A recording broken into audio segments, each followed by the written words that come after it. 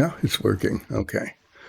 Good thing I came down early today because even though it's starting late, I started early because nothing was working. The main program that runs all of this is called OBS. That's as much as I know about it. That's what it's called. Had crashed. I had a nice message there that said, "It's crashed. What do you want to do about it?" I said, "Well, let's start over and try something else." And it didn't start, and I shut it down and then restarted it, and it didn't work. And then I did that a couple of times, and then I rebooted the computer, and the computer didn't reboot.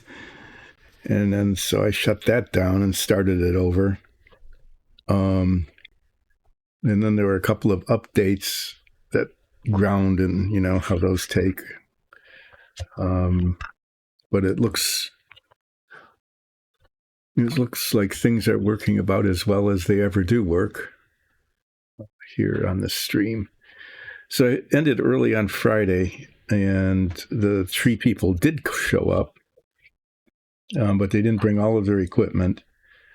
And so I needed to have ended early so I could talk to the 3 people so that they could tell me how much it was going to cost to try to get these trees down that had broken last week, Wednesday night. And so they're going to come back again and actually do the cutting up and everything. So there might be maybe later this week or maybe next week. They weren't really sure when they could get in, depending on the weather, because the weather is kind of, here and there. It may or may not affect this stream. We'll see. But the weekend didn't go the way I was hoping it would go. So if you remembered the top body of the car, this part, okay, that goes over everything else, was painted yellow and messed up, and I had to take all the paint off and reprime it, and I reprimed it, and over the weekend I was going to paint it yellow so that I could get the stripe going, but I didn't do that because when the tree broke, okay, the limb cracked and some of it fell off, but the rest of it just sort of hung there, okay. Well, on Saturday morning, I don't know, either Friday night or Saturday morning, the rest of that broke off. And instead of having excuse me, I'm just the eyes. So instead of having like minor damage to a fence, the fence, about 35 feet of fencing was crushed. Just crushed. It was wire fencing, so we had all the replacement parts, but it did mean spending a fair amount of the weekend moving. Well, I didn't do a lot of the work. I did some of the work because, I'm old. But I did smash my finger. So my left index finger is kind of unusable, but I didn't get the yellow painting done. And so what I can be doing on the model today is unmasking this, and hopefully it'll look okay. There's supposed to be a little yellow stripe right across here, right across there. We'll see. Finishing the mirrors, and in this box that you can't see that I'm reaching over and touching are some parts that needs, I'll pull those out after I get going on this. So, yeah, it was, it didn't happen. And so I can't tape. What I won't be doing today that I was planning to do, but you know how plans go, is I was planning to tape. This would be all yellow. Okay, the plastic part model equivalent of this would be all yellow today, but it's not because I didn't paint it. And I was going to tape over where the stripe was down here and try to get the nose right and everything like that. But I'm not going to be doing that because I didn't do the prep work for it. So maybe I'll paint this yellow today. I don't know, depending on, it just depends. But what I can do is unmask this and see what it's like and see whether or not this is ready to go into the parts that are finished and ready to be assembled. I'm going to polish these mirrors and then paint because I re-primed the face of the mirrors. Okay, the primer got around the back, so I have to touch up the backs of these. And then I'm going to pull out some parts that I thought were done, but I'm not sure. I want to re-inspect them and see.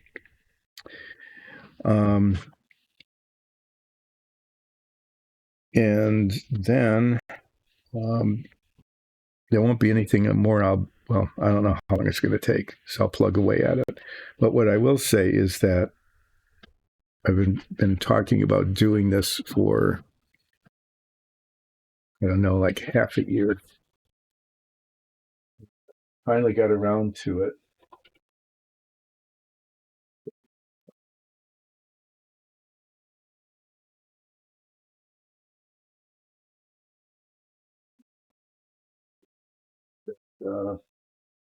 I printed the control panels for the Apollo command module, which is the last bit of the Apollo that I haven't finished yet because I wanted to do this.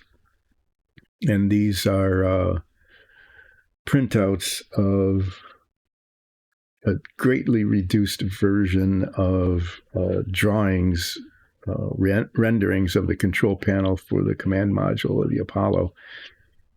And I got the colors kind of okay, good enough. And I printed them in 3 different sizes.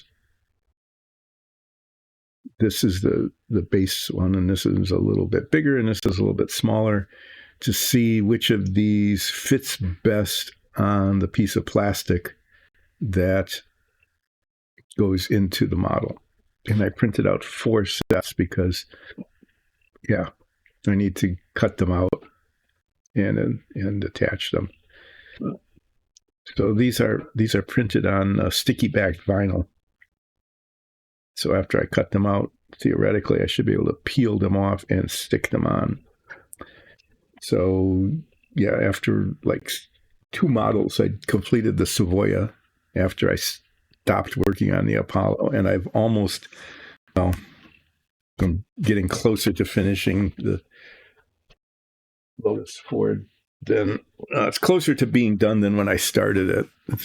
I think that's about the only honest thing I can say. Well, if something's going to go wrong today, there are 2 things that are most likely to go wrong. One is that this will turn out poorly. Okay. That's a thing that could go wrong. And the other is that I'm going to try to touch up do some touching up on the interior of the bottom of the chassis, where I painted, put some green paint on it, and the green paint got onto the aluminum paint, and I think I'm going to try to touch that up. The other thing is that the tail cone of the car, which now has a yellow stripe on it, I said when I unmasked it, I said, it's okay. I'm going to look at it again, and I think I might decide that it's not okay. In which case, I'm going to try to do some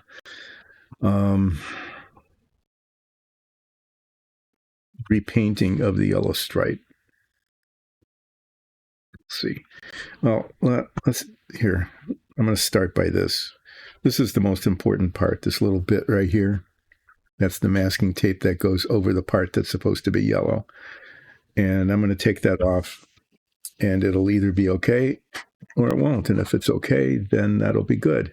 Hi, new follow. Thank you. Zeverlon 8. Welcome so much. So I'm going to be doing a lot of muttering and just the usual, how this goes. And at some point, I'll be explaining why I'm working on this model instead of doing Dungeons and Dragons. which I actually is the other thing I could be doing.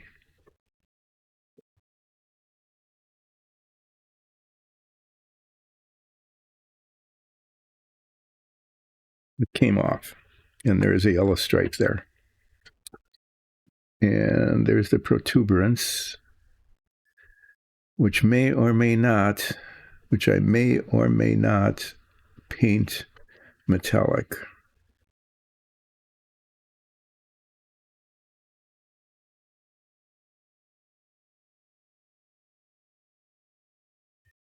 The inside of this is taped because it's painted aluminum. Okay. As you can see, as I take it off, the aluminum is still there. That's not bad. That came out okay. So that's the sandpaper is just garbage, so I'll just put stuff on here.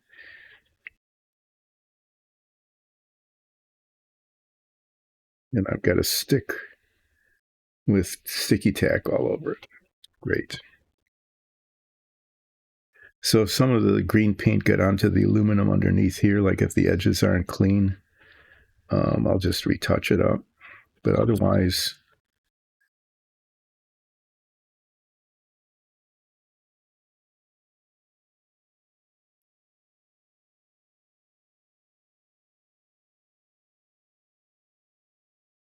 this came out okay. This is the engine cover.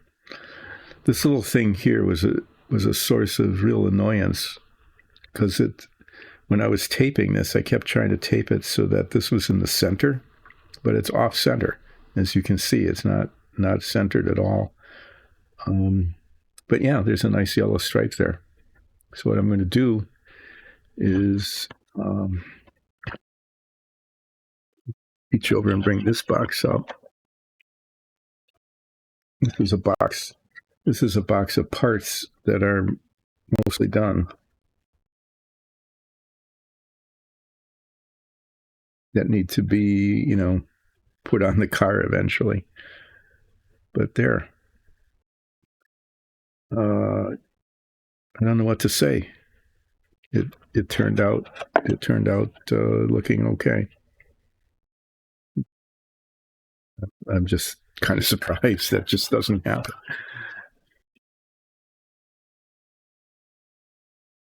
Throw this, put that over there. I'm cleaning up as I go along, kind of anyway. I don't know what to do about this. I think I'll throw this away too. I got plenty of sticky tack, and that's just going to be, and I've got popsicle sticks, so that'll just be in the way.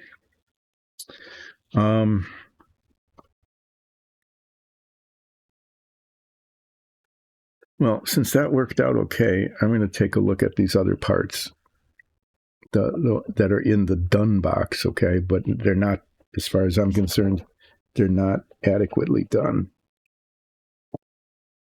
Always fun reaching over stuff.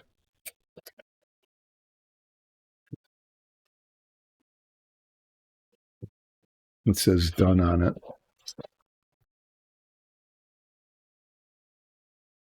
So this is the tail cone of the car, and it's got a yellow stripe on it as well.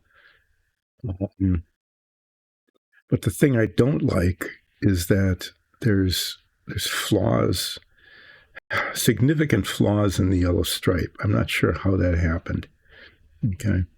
So the way this was done is that the whole thing is painted yellow, and then where the stripe is going to be, as you saw when I took that other bit off, okay, I cover up where the stripe is going to be and then paint it green, and then when I take the tape off, it's mostly okay. But in this case, there's a flaw here and a flaw here. And I'd paint, the reason it's yellow first and then green is, instead of painting it green and then painting the stripe on top of it, is that the yellow doesn't cover the green, but the green covers the yellow. The green is more opaque. Okay. So the yellow had to go down first and then the green on it. But this, it's just, and it's right there, right where it's going to be very obvious. So what I'm going to do And this could be a huge mistake, right? I'll just have to say, this could be a big mistake.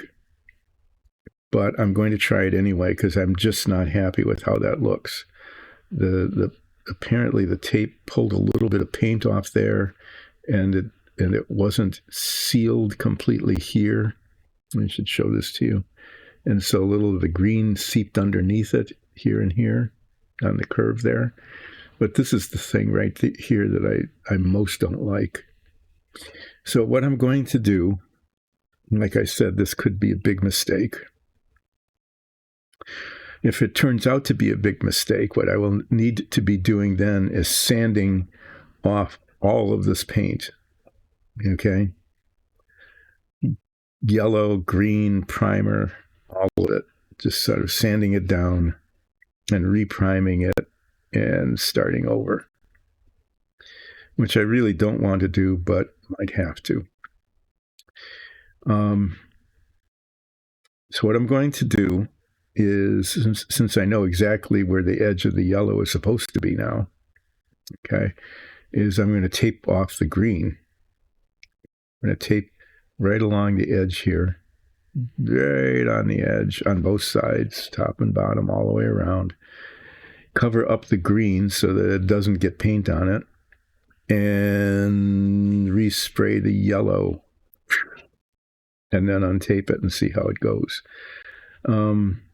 I'm also going to tape the inside of it again because the body of the real car is made out of aluminum, and so I painted the inside aluminum so that if you could see it, you could see that it's aluminum, and then it's painted on the outside.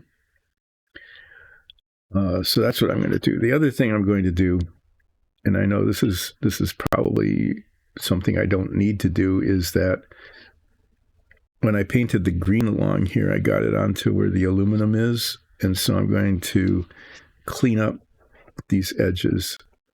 Let me show you this.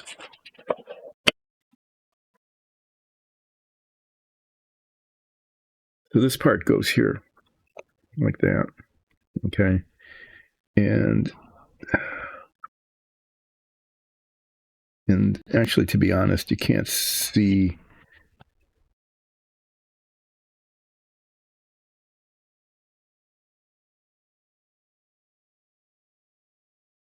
Okay, what I was going to do, and now I'm going to end up not doing it.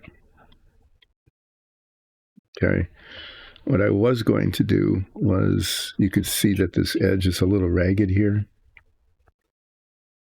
But what I was concerned about is if I put this on and you look inside, you look in through there, whether you could see the edges that are ragged or not, but you can't see that they're ragged. The other thing I'm concerned about is here, if that part, which I don't have, which I probably should go up and get before I start messing around with it, is you can see that these edges are ragged. Here, where I was not careful with the paint when I put the green paint on, is I need to test fit that part to see if you can see these. If you can see that edge is ragged, because it's supposed to be a nice clean edge, kind of like this, more like this than this, then I need to clean that up. So I don't need to do this. I might have to do this, but I don't know. I need to get that part that I didn't bring down with me because I was carrying something else. But what I do, yeah, see, that'll look okay once it's put on. This is the radiator that goes, that's where that went. It got in here. It's a cover for one of the brush tips.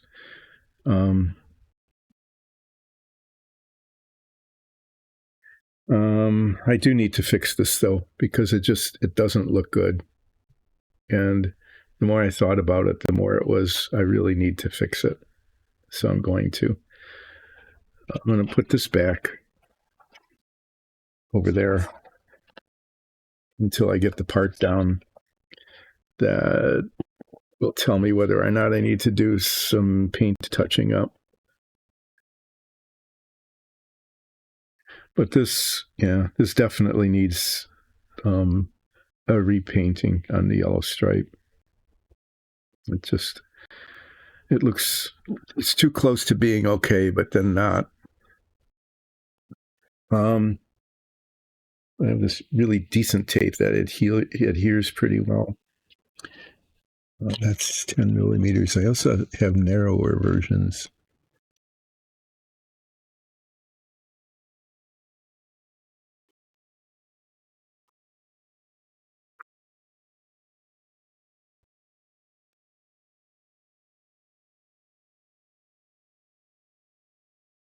And what I'm thinking of using the narrow version to go right along the edge here, because this there's just all these compound curves on here, and I want it to be really adhering here and here, and this is too wide, I think. Okay, so I don't know what that was. You didn't hear it because this microphone cancels out noises. But something fell. And I think I just knocked some brushes over. I don't know. It was kind of a plastic clicky followed by a metallic clunk. Doesn't sound like anything, I think anything blew up or broke, so that's good. Well, I'm going to see if I can get this to work. Because I'm doing close-up work, I'm going to use my head magnifiers to do this. I know it seems silly to use those just taping, but I want to get this right on the edge. Okay. And I don't want any of the green to show, but I don't want to cover up the yellow very much, because that's the whole point.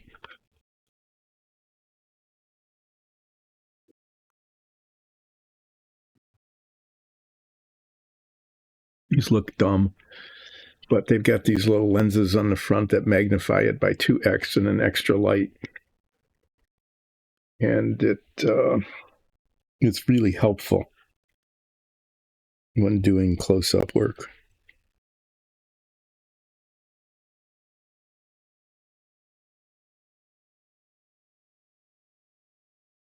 Try to do this with one piece of tape. Okay.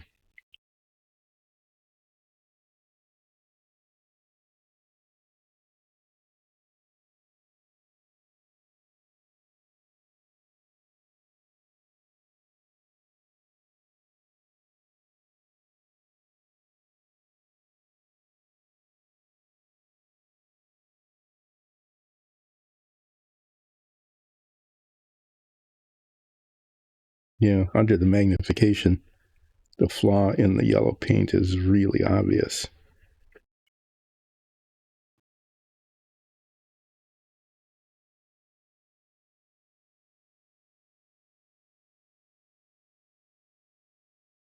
Okay. Make sure that edge.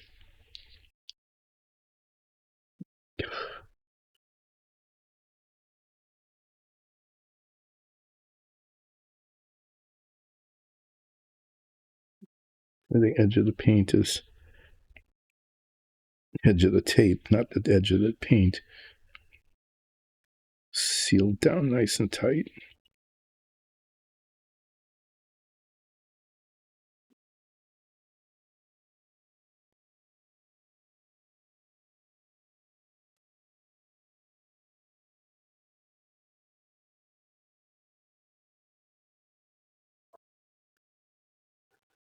You need a scissors.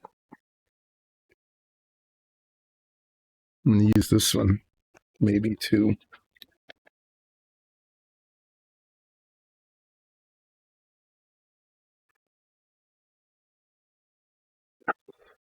Okay, and it was almost my. I will have these little cups of water here. These little things here. These are filled with water, so that I can clean brushes. And I almost knocked one over. That would have been, it's just water, but it would have been a real mess. Yeah, I'm glad I used the really narrow tape. It gave me much better control here. And then covering the rest with bigger piece of tape, that's pretty easy. I mean, wider, not bigger. I mean, a wider piece of tape.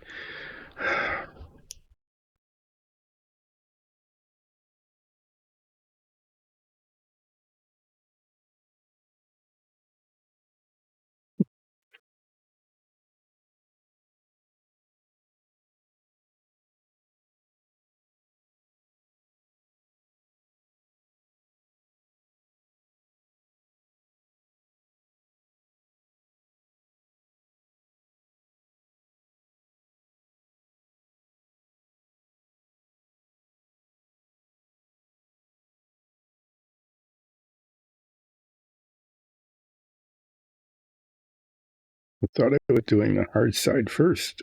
I did the easy side first.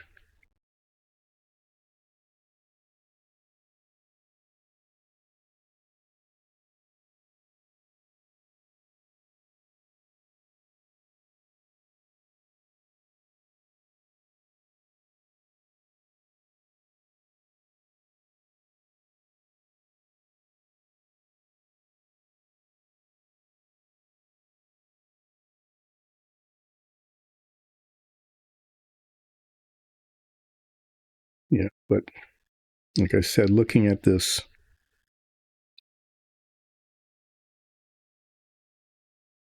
and how the paint is flawed, this is definitely the right, if it works, if this works, it's definitely the right thing to do in terms of making this look okay.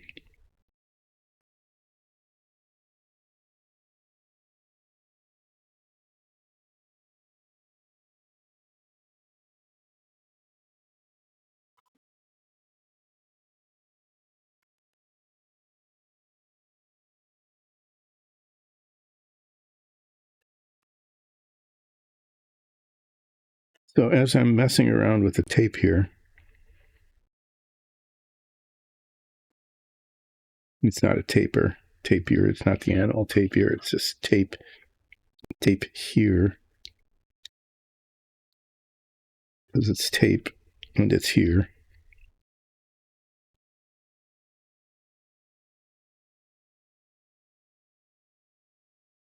Yeah, that's going to be, it's going to be much better, because this is just, it's just messy. Assuming the yellow paint covers that nicely.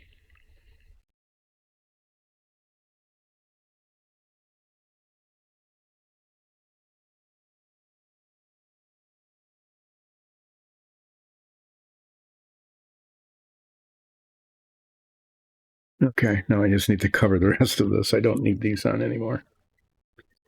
So while I'm messing around with tape, let me explain what this has to do with Dice and Dungeons. And Dungeons and Dragons. So Dice and Dungeons is a group of family and friends, and we put on a Dungeons and Dragons show. It's not just us, playing a game and then streaming it. It's actually a show of us playing the game. So it's really well done. It's well produced. Our DM is amazing. She is not only incredibly creative in terms of coming up with puzzles for us to solve and combats that mostly kills my character most of the time. I've been mostly dead, I think 3 times now in the campaign.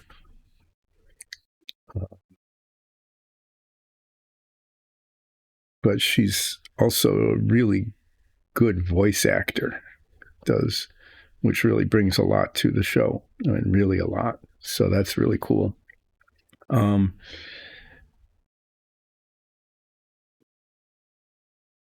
that show streams with a live chat on Twitch on Sundays at 2 Eastern, what is now daylight time.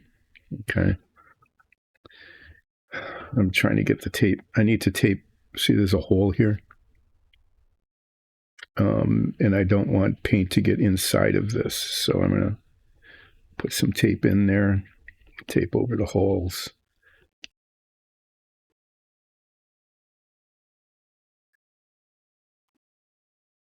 And this stream started because it's a show.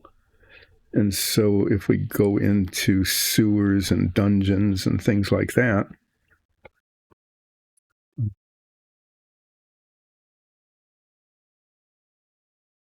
we made dungeon tiles to represent the things we're going in. And I'll show you some of those in a bit because they're really pretty amazing. And they're done on a 3D printer. And they come out, monochromatic, black plastic.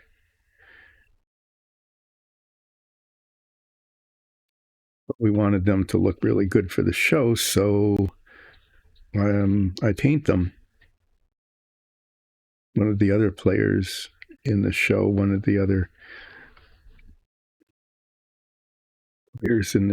also did some painting for a while, but then she kind of stopped except for special things because she's an artist and I'm not.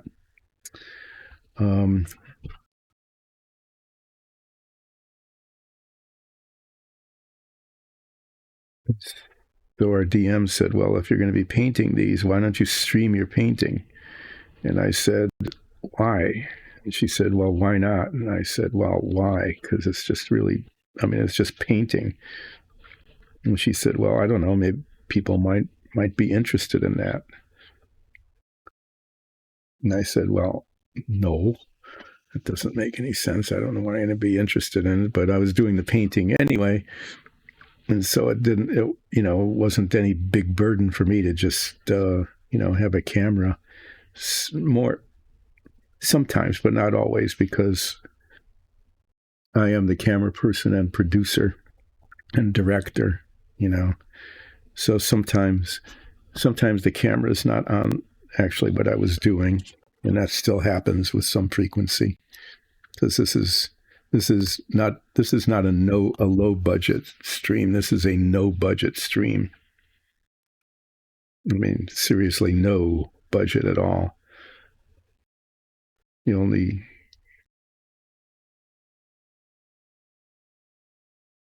need to cover up all the rest of this green, otherwise it'll be a disaster. I should probably do that. I have all sorts of widths of this tape. I shouldn't say no budget. By paint, by tape. The models that are being built were not bought for the stream.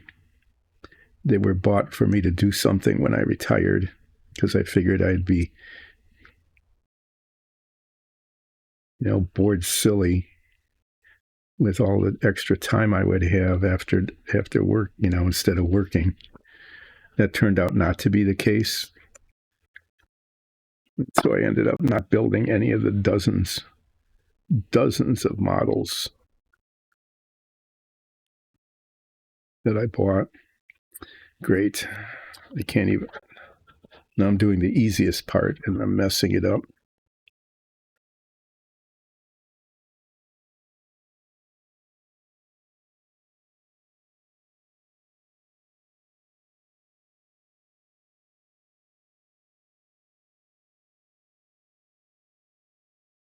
Anyway, what I was muttering, what I was going to mutter about before I started muttering about something other than the thing I was going to mutter about, was that when there weren't any dungeon tiles or minifigs that were being painted for the show, she said, well, keep the stream going. And I said, what, there aren't any minifigs or dungeon tiles. What should I be doing? And she said, look at all those models you bought that you thought you were going to be building when you retired. And I said, yeah. And she said, well, build some. and keep the stream going. And I said, whatever, being pretty compliant and all.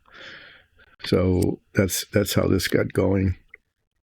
And the very first one I did, actually, I wanted to do more of them. There's this guy called Ed Big Daddy Roth, which if you're not 60 or 65 years or older, you probably don't even know who that is, or you wouldn't care even if you did. But what he was he built hot rods. And he was a hot rod builder, which was a thing. It still is, I guess. It should be anyway. It's kind of a cool thing to take cars and make them that way. But he created this character called a Ratfink. I don't know if he created it, but he popularized it anyway. And then there was a whole series of models based on the Ratfink and other kinds of finks that were created. So there's a surfink, a fink on a surfboard, and an angel fink, which is essentially a witch with a cauldron.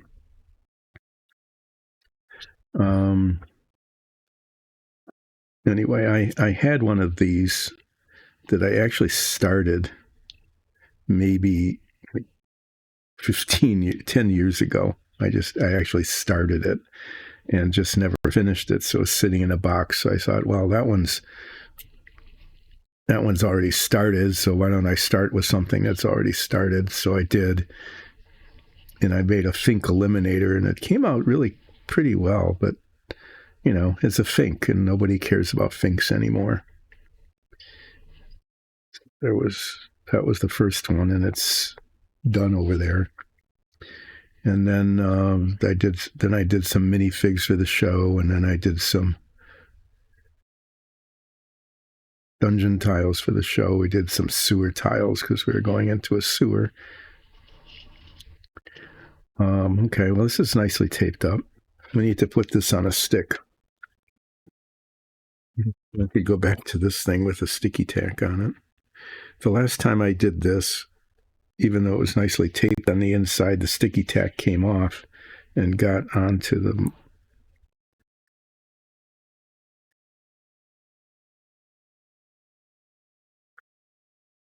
This is so I can hold it, because I need to spray it.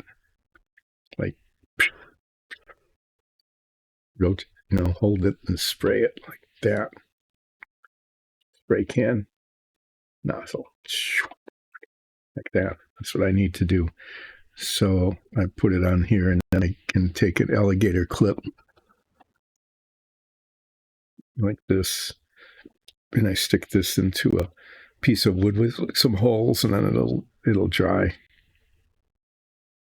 But yeah, the more I look at this, the more I am unhappy with the stripe and the flaw in it. And I hope that by painting it again, that will cover nicely and not look like it's been in an accident. And I'm pretty sure I got the tape on there pretty well. The nice thing about this yellow tape is you can see it change color. Okay, where it's adhering. So especially right along here. Really important.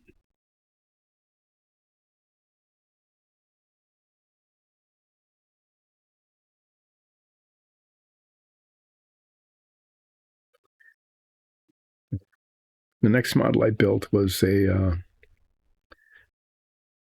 vintage kit.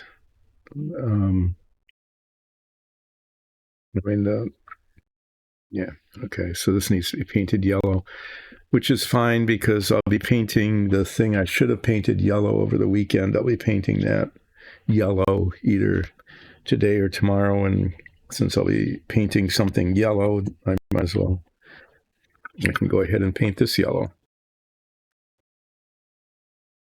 So there. Need these now.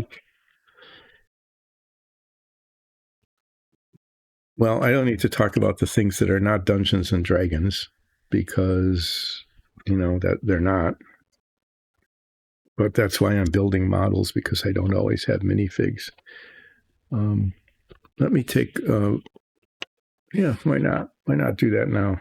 I'm going to take some time and show you the dungeon tiles that we make and how they work in our show.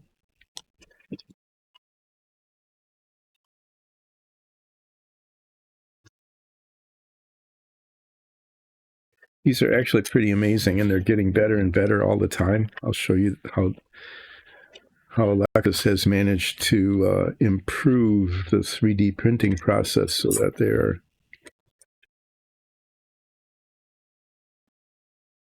just really pretty outstanding. So they come off the 3D printer looking like this. They're just black, right? This is a cut stone kind of thing. And then, what I was saying is that I was painting them for the show. So the painting involved priming them and then painting a base coat. In this case, the base coat is gray. In this case, the base coat was kind of a tan colored brown. And then they're washed, this one, with a dark wash, or in this case, washed with kind of a reddish brown that brings out all the grain, okay? And then there's details painted in, like the detail stone, or in the case of these wooden ones, the stucco. This is kind of the standard color that we're going to be that we use now, but we've done these with lighter colored wood and green and blue stucco. You can paint them all sorts of different colors.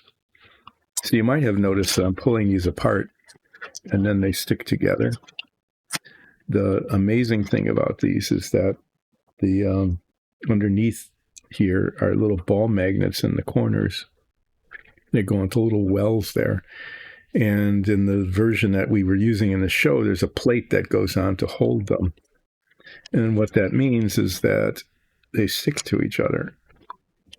Okay. And so the dungeon can be built in the set, really, since it's a show. So the set can be built and just rearranged in many different ways. They come apart easily. They hold together well. We have inside corners, outside corners, special things, doors that work. Okay, like that. So each iteration of these just kept getting better, but that's how this stream started, because these needed to be turned from, just plain black PLA plastic from the 3D printer into things that looked like this. Okay. Stream worthy. And the quality of these just keeps getting better and better all the time. So I just want to show you some of the improvements. This is a good way to use up the time on the stream anyway. This is actually the wall and the floor are printed in one piece, so that it's a 90-degree angle and it doesn't come apart. The very, very, very, very first ones we did, the wall and the floor were separate and they had to be epoxied together. And those, they looked okay, but they're not anywhere near as nice as these.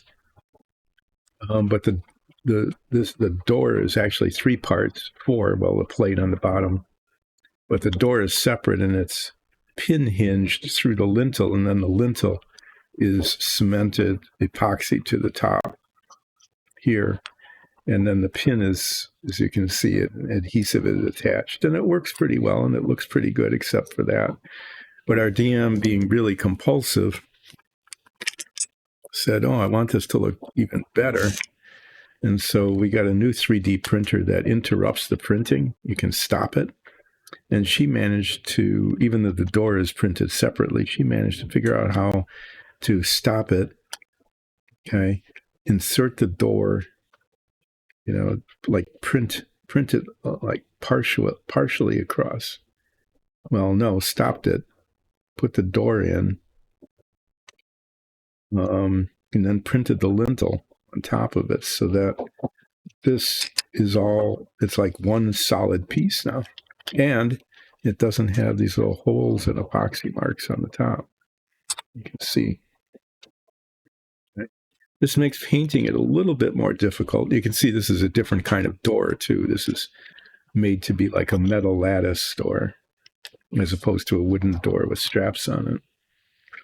But this is the kind of stuff we were painting, like, the detail here, like the door straps and the door handle, that kind of stuff. So she managed to get this so that this is one solid piece. And the painting will be a little more difficult because it needs to be, the door needs to be painted on site, and you need to get the paint underneath the door frame, that kind of thing. The other improvement, and this was a big deal, is that instead of having the ball magnets in and then having a plate attached, she's able to set it so that the printer would print up and the ball magnets were put in, and then the rest of the printing happens, so there's no plate on it anymore. So this is just a solid. It's just all solid. Nothing, no seams, no glue that could come unglued, nothing like that. And then the final improvement, this was pretty amazing, is when you're doing a PLA printer, it's like this string, right? This string that prints. And when you're doing an overhang like this, you can get a rough surface. See that? There's a little stringy roughness there. And I don't know how she managed to do it, but it isn't there anymore. Okay, sort of before and after surface there, and now no rough surface. So this represents the state of the art of our dungeon tiles. No plate on the bottom. The ball magnets, you can see they're still there. They still work. The door and the door frame is one solid piece, and there is no roughness on the overhang. Pretty amazing. We had these windows too, these arched windows in particular. These had here's one that's painted and here's one that isn't, showing the difference. And it's the same sort of thing. If you look underneath here, okay, this one has the plate on the bottom. If you look underneath here, you can see the stringiness, kind of roughness there. And for the show, that didn't show. That wasn't a problem. Okay, you can see it here. You wouldn't really see that on camera. And if it's really bad like that, you can always just file it off, right? But now they're being produced totally smooth. No little dangly bits at all. So I wanted to talk about our Dungeons and Dragons show and the creation of this stream to create dungeon tiles for the show. And when there aren't any dungeon tiles or minifigs to paint, then there is models getting built. And in this case,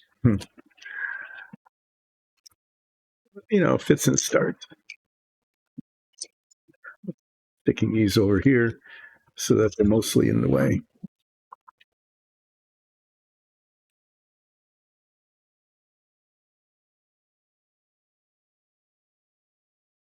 Well, this piece is taped and it's ready to be repainted to correct the flaws in the yellow paint. These are the faces of mirrors. These are the side mirrors that go. One looks at the instructions. These get attached to the windshield. And this is the real car. You can see they're there and there. And you'll be seeing the cone part of it soon, but the face of these These are injection molded, and so they had the plastic didn't fill the mold, and so what happened is that the face of the mirror had this big dimple in it. It was just really, it was just bad.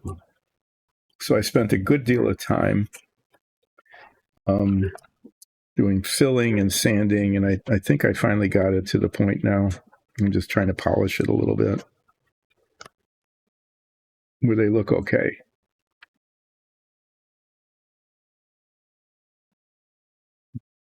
Surface of it, it it doesn't have a lot of flaws on it. Okay, these are buried in in this sticky tack from these holders to hold them while I painted them, and now I'm going to extract them.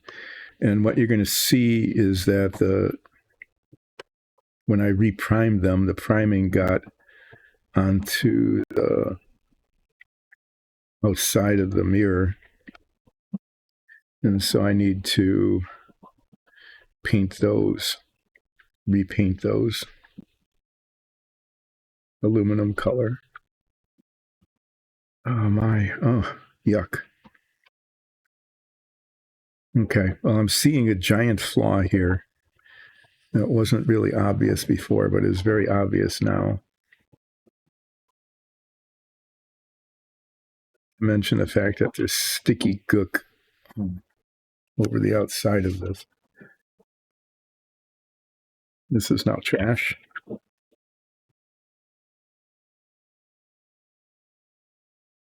It wasn't supposed to stick.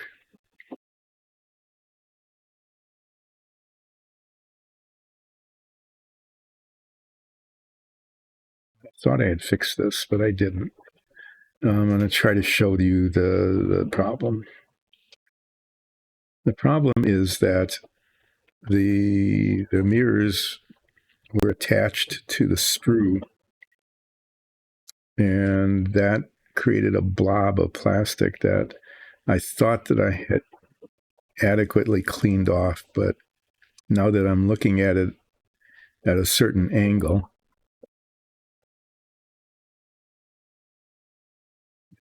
it's right there, and I need to sand that off before I paint it.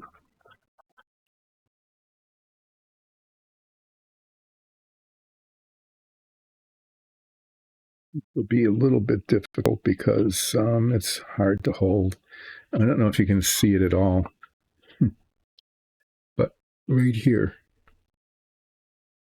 there's excess plastic right there that I somehow need to take off.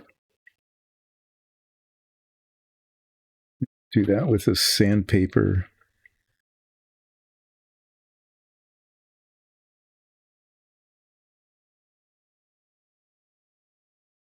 I could use a file on that, but no, this is going to take a while because it's hard to see.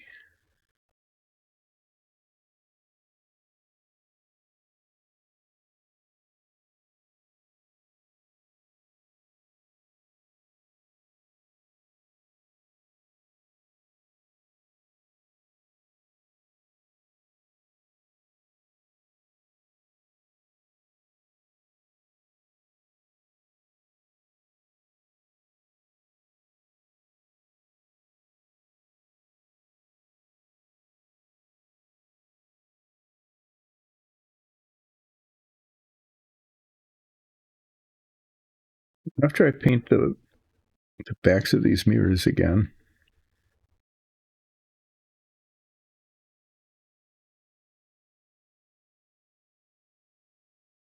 I think I've got it. It really is. I have to apologize. It's hard to see it because it shows up when the metallic paint is on it, but as I'm sanding it, the metallic paint comes off.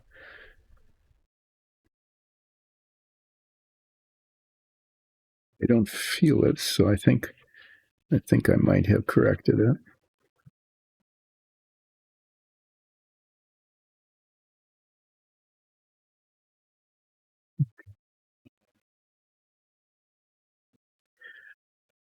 the way I'm going to do this, get these off.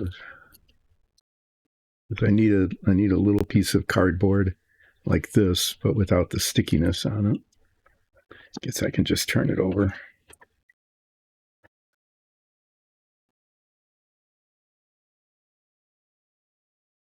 Those need to be, so one here too.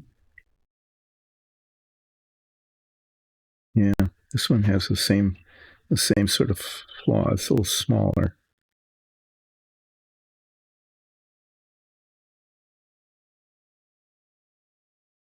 This is the thing with all plastic models, is that the plastic parts are injection molded and they're held on these sprues, or sometimes they're called trees. They have to come off, okay? And then they leave little bits of plastic behind on the model itself. That needs to be taken off so that it doesn't look like a lump where there shouldn't be a lump. Usually there shouldn't be a lump anywhere, but sometimes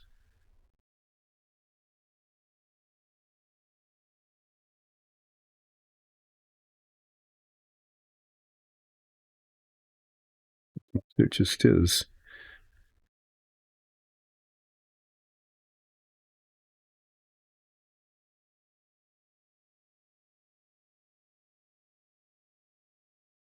So I've been spending a lot of time with files and sandpaper and polishing cloth to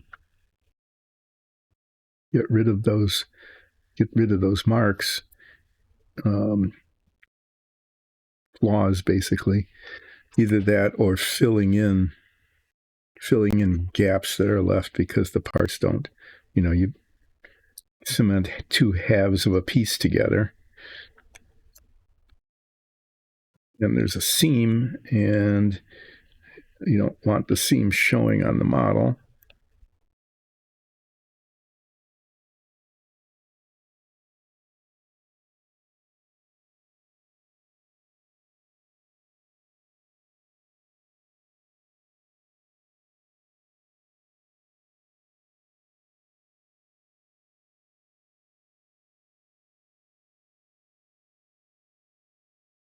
I've got about 3 different kinds of fillers that I use, depending on what it is, to fill in the seams so that they don't show. And I'm getting better at that. Okay. Getting better at that. When I was much younger, when I built the first Finks, which I did, I built the entire set when they first came out. Those parts did not fit together very well at all. So to fill in the seams, I didn't have any putty or anything. I just built up paint. I filled in the seams with many, many layers of paint, and that worked okay because then they didn't show.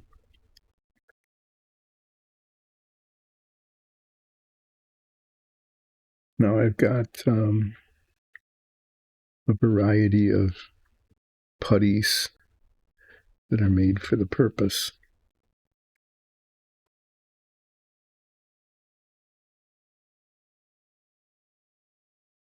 Just looking at, various and sundry little flaws. Okay.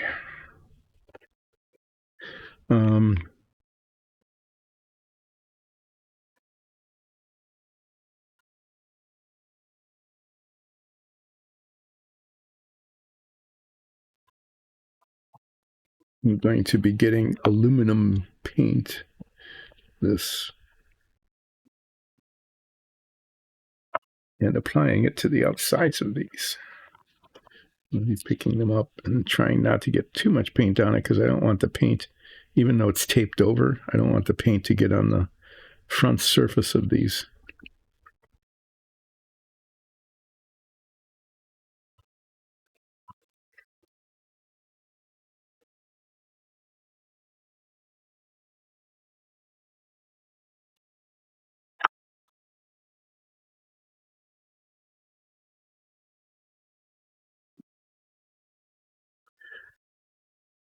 Yeah, I'm going to do that. And then I'm going to show you some minifigs that I painted for the show.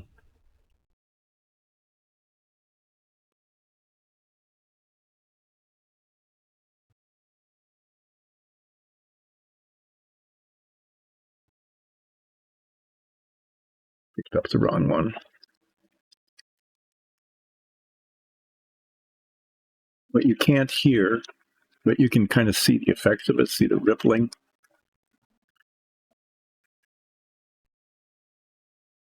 This is an extremely low budget show. Most of since the models are all piled up anyway, I bought them ages ago, not for this stream, but just to have them to do something when I retired that I never got around to doing.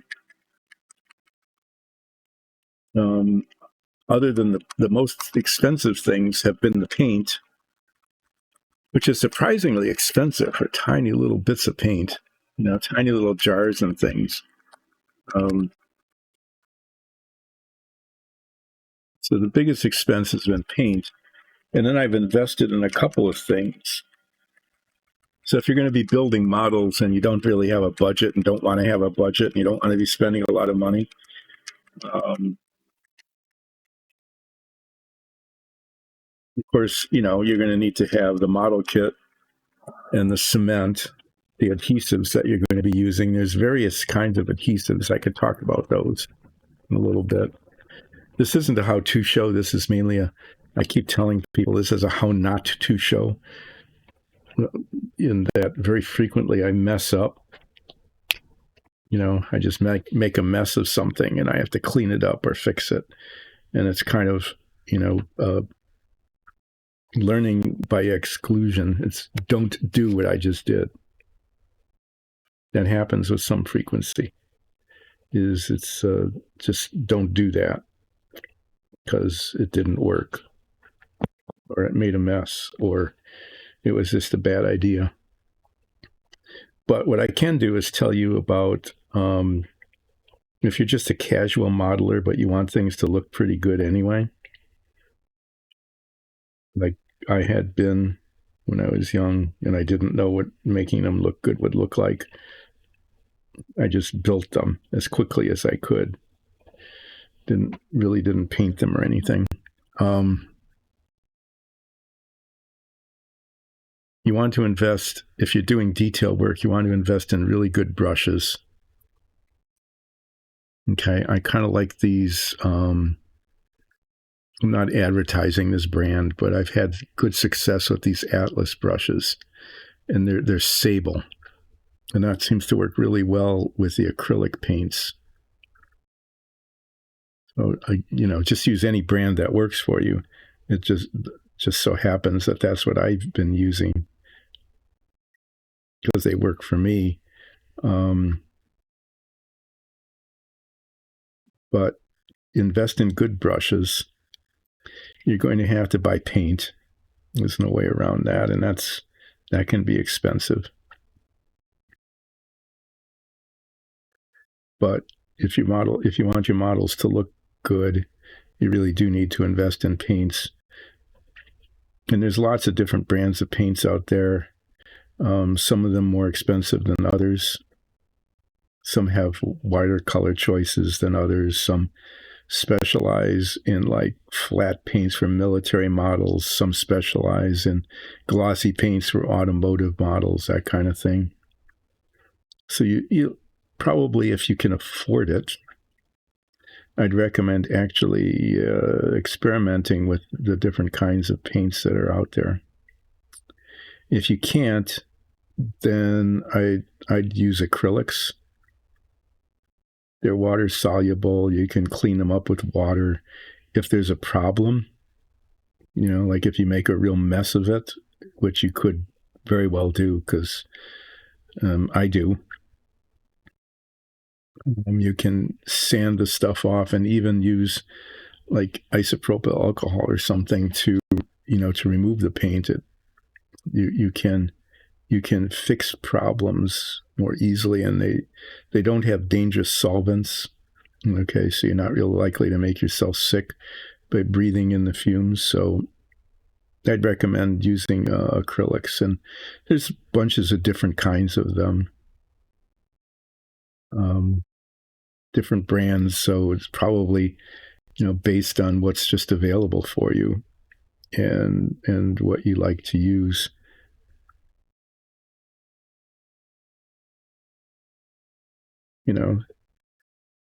So you need to have a model kit. You need to have paints. You need to have brushes to put the paints on the model.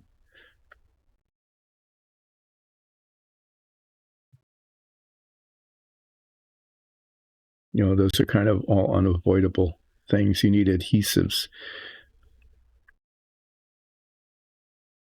So that's something else that you need to work with in order to decide what works best for you, because what works best for me is not the same thing that a lot of modelers would recommend. And I'll explain that. Hi, Aman.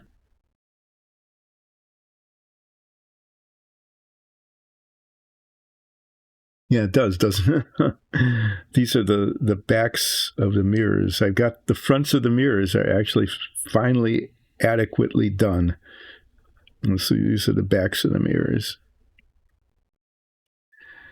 You won't be surprised to know that I didn't get done what I was planning to do. I didn't get the rest of the painted yellow, so I can't tape it. And then I decided that this is too flawed. The flaw up here is too significant, so I retaped this. I repaint the yellow stripe on the back. But the yellow stripe did work on the part that I had painted most recently. I'm getting really close now to getting this finished. Oh, okay. You got it finished for the session? All right. I'm glad that worked. And are you going to give the gift of the potion? Did you decide to do that?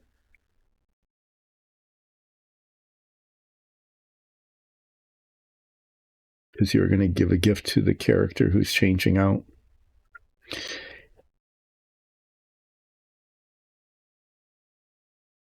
Okay, great. That should be a good session. It'll be kind of emotional too. In our show, way at the beginning of our show, the first episodes, we had another player on the show who had to drop out because he was just way too busy doing other things, and he also wasn't local.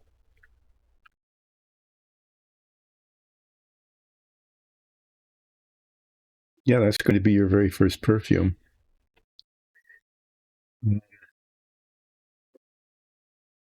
Yeah, and it was an emotional goodbye because we said goodbye on the show.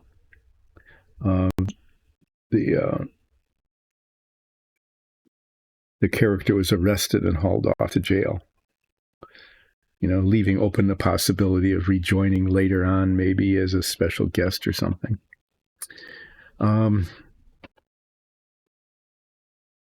Acrylics, hi.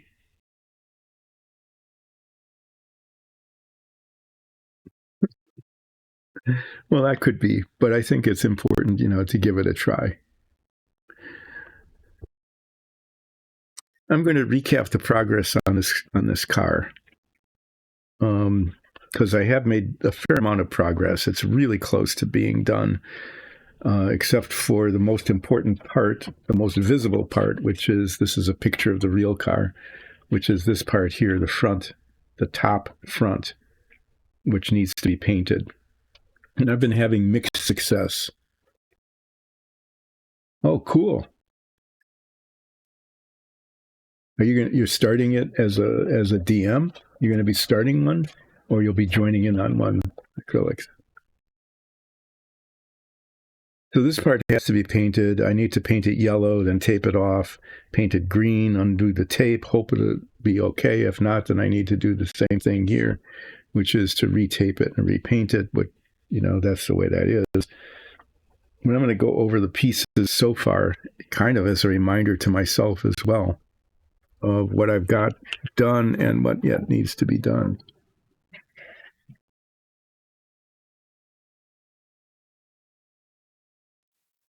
I hope that all works for you. So this is the chassis of the car. The suspension front and back is finished. It came out, I think, pretty well. I'm happy with the dashboard. Okay, I got I got the little instruments there with the aluminum bezel and the black dials. I mean, the black dial faces. Those came out, I think, pretty well. The suspension, these wheels are actually supposed to turn, but there's just no way that these little parts are going to work. So, I mean, there it is. And then the front of the car goes over this whole thing here. This bit is the part I just finished. It's got a yellow stripe on it that goes over the engine here. I got it backward.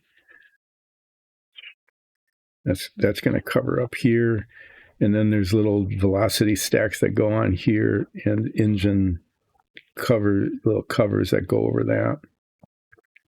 And then this part that needs to be repainted here goes on the tail and covers the back end of it. Then there's all sorts of little fiddly bits that go around it all over the place. The exhaust and the radiator and the roll bar and stuff like that. But this is pretty much done. I do need to get the part that fits on top of this. Ah, okay. That's pretty good. Rolling the character. And then here, these are the covers. These are the covers that go over the velocity stacks, the tires. The tires came out, I think, pretty well. I was able to get the white Firestone and the yellow stripe by using different, basically white charcoal and yellow chalk. They look okay. And these are little suspension bits left over for the suspension that need to be added later. So once I get the top body, the part that goes over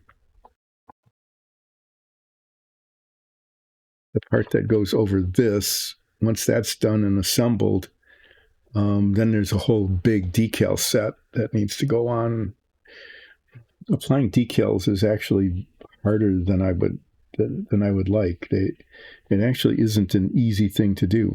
When I was young, it would be like I just soak them and slap them on, and it seemed to be fine. But more recently, I've found that getting them on right is a little bit of a challenge.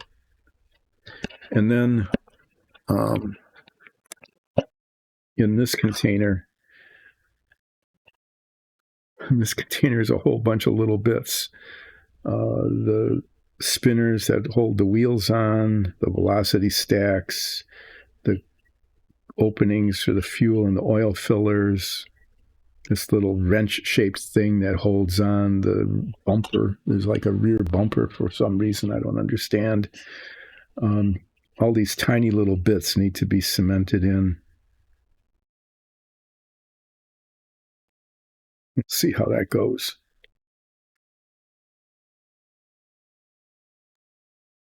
So there's a lot of fiddly bit assembly that needs to be done. But it's getting closer. I've got just this to fix in terms of painting, and then I've got the main body part. I keep showing you this to paint and touch up and repaint a couple of times, and then I can actually begin assembling it, including the application of the decals. There's other little bits like the seat back here that will need to have some hand painting done. Plenty of opportunity to still mess things up. See, I mean, I can mess things up by getting the windshield cracked or something. I haven't pulled that out yet. The clear part.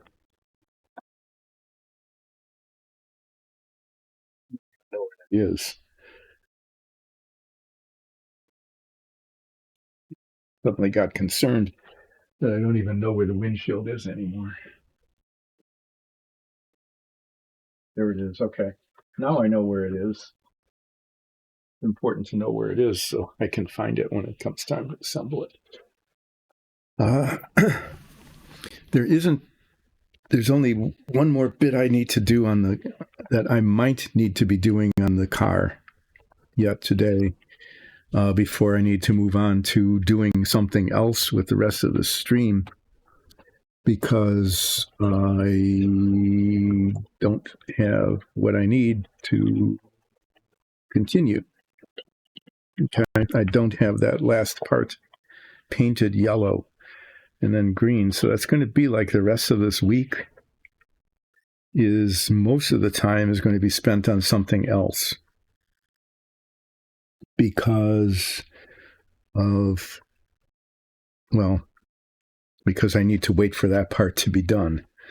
And that part is like 3 steps. I'm not going to be able to finish. It'll take if I paint it yellow, I can do the taping Wednesday and then paint it green, and I can untape it on Friday. So there's a slight chance, a very, very, very small chance that on Friday, I'll have the parts ready to start doing some of the final assembly.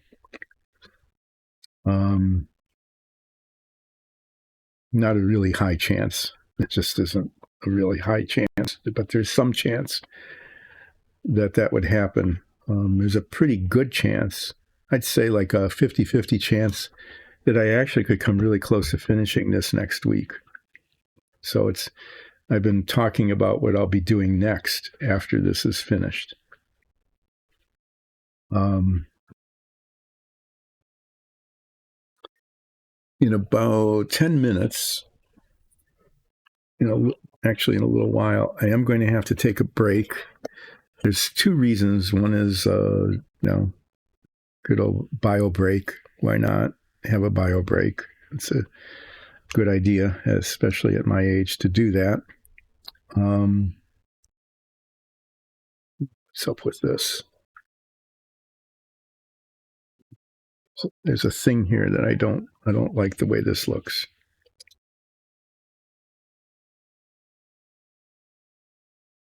Sorry, when I just rotating stuff. What's going on? You can't hear it because the microphone cancels it out, but we have dogs, and the dogs are really excited about something.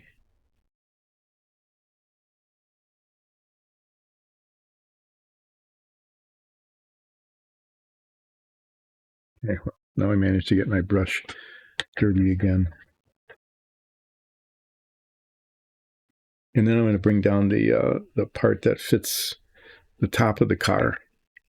Not that I'm going to be working on it, but I need to test fit it to see if I need to do touch up on the lower chassis or not. And then there's 3 things I can do with the rest of the stream. I'll have to decide which of those 3 things I can do.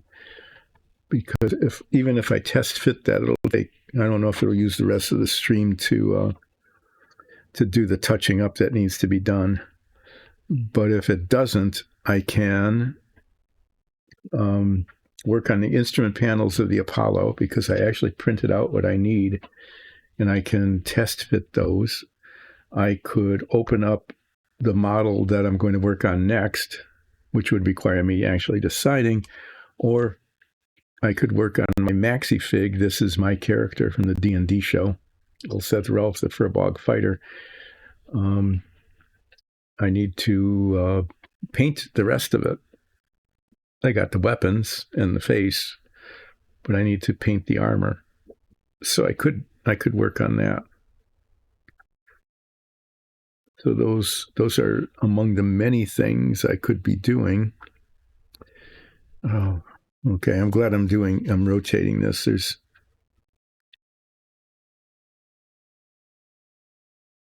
Most of the armor is metal, but then it's got this like dangly bit here. It's almost like part of the cape. It's like it's cloth. It's not metallic. And I need to paint like the inside of the cape. I painted that first early on because getting back there gets paint all over everything. But that needs to be painted back here also.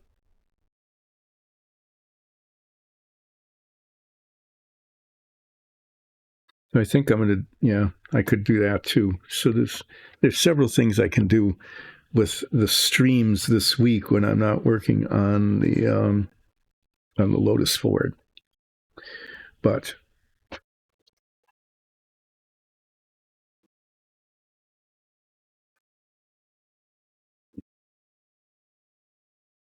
do need to do, yes, I do need to take a break.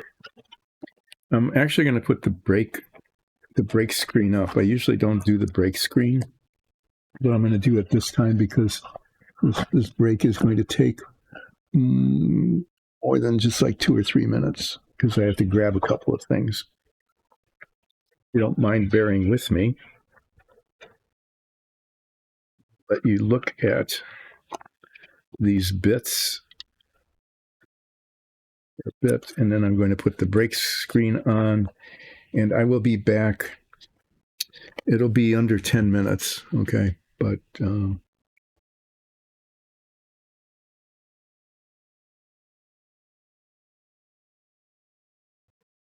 be back then. Thanks for hanging in there. Right back.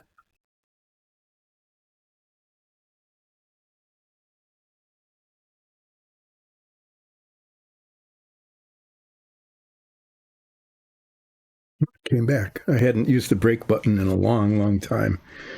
And I wasn't sure if it would work or not, but it seems to have.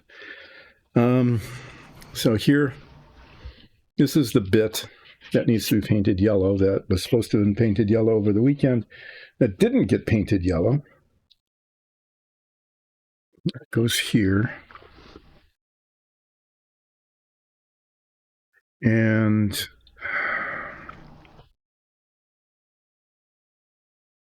I am going to do the touching up. But what I'm talking about here is that this was a sequence of just not getting it right. Okay. This was just a sequence of, I think I know what I'm doing. And then it turned out not to be. So it was a how not to.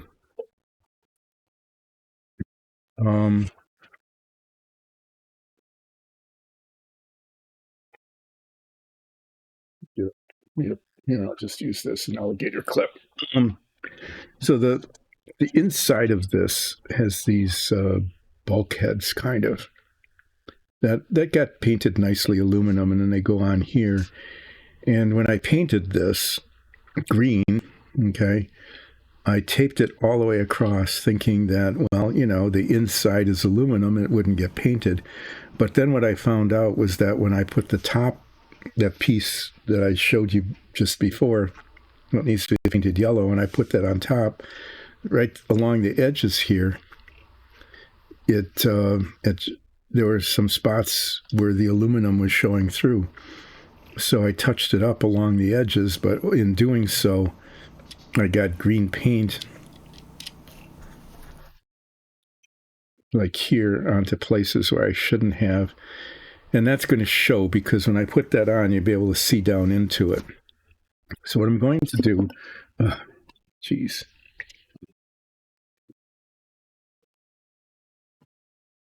is, especially back here, okay, is the aluminum paint. I'm going to touch this up so that's hopefully a nice clean line, okay? But the aluminum paint is kind of translucent. And so what I'm actually going to do, I don't need to put it in the box. And then I really messed this up here. I wasn't thinking. Is I'm going to scrape off the excess green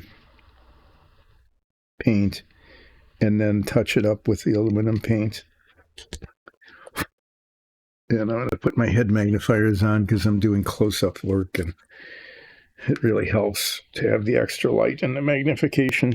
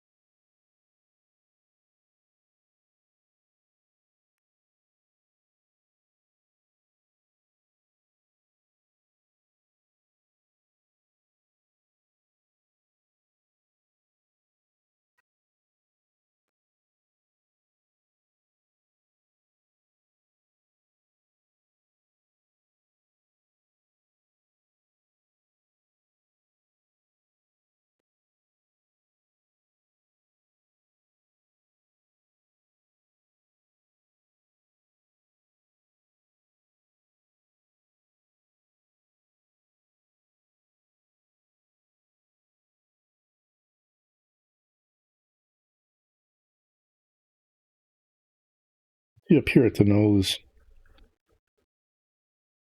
This isn't really going to show, but back here,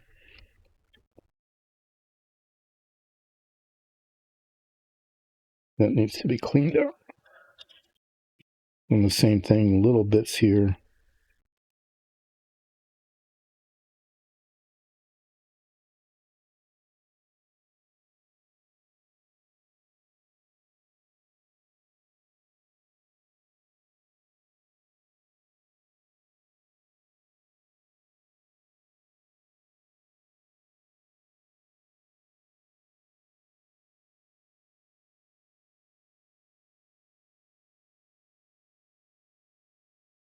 I'm going to try my best to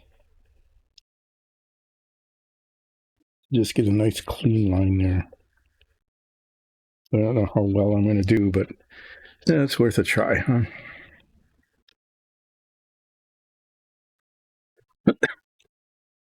And lately has not been as steady as I'd like it. I don't know what the deal is with that.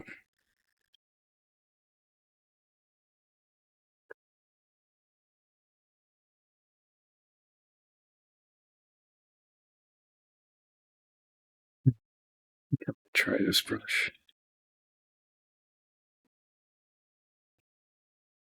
Anyway, I'm going to give this a go. I'm using the same paint as this, but this is dried up too much. So I'll squeeze some more out.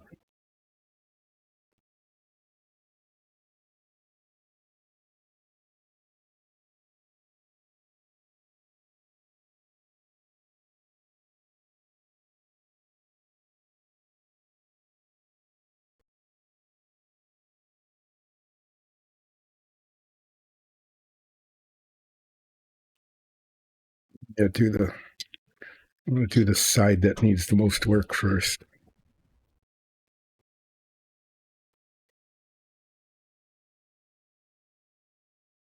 I'm opening this with a paper towel because, as I've noted many times, this tends to spatter.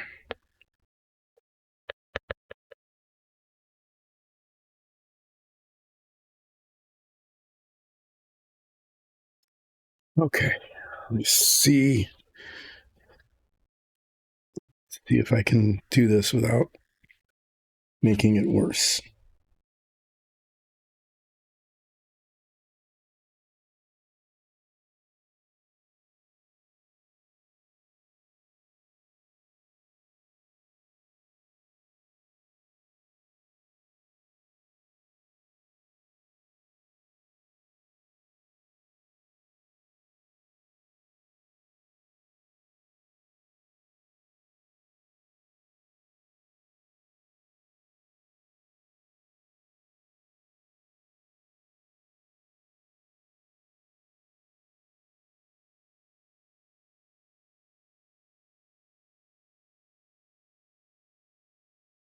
Yeah, there's a little bit of a raised bump there, but I got the color in the right place.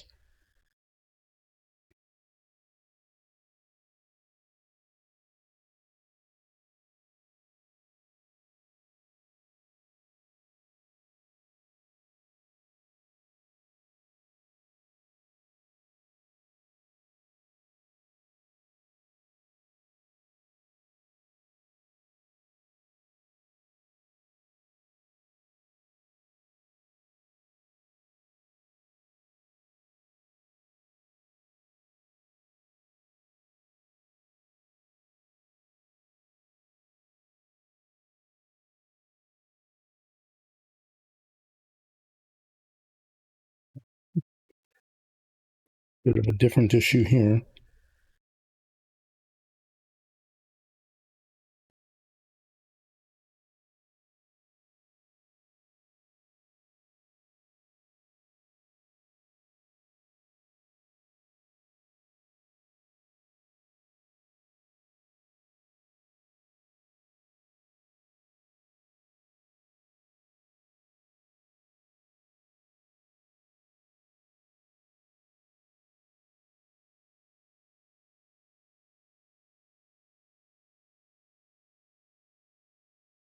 Well,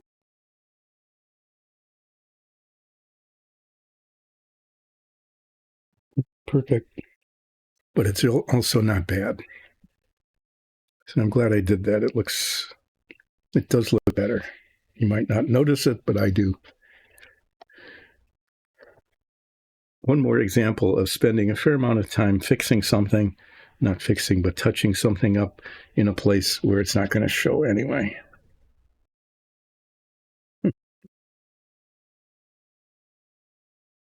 Ta-da. Okay. Try not to destroy my brush by putting it into the thing that's supposed to keep it from being destroyed.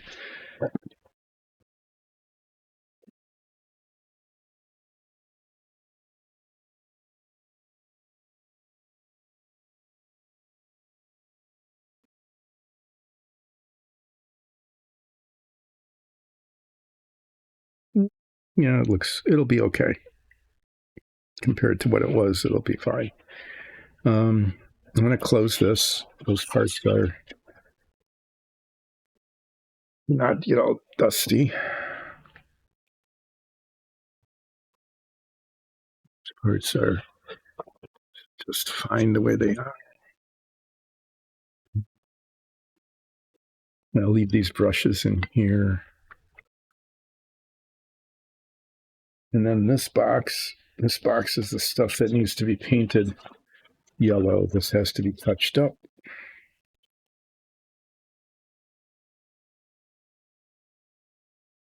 And this needs to be painted yellow, just yellow.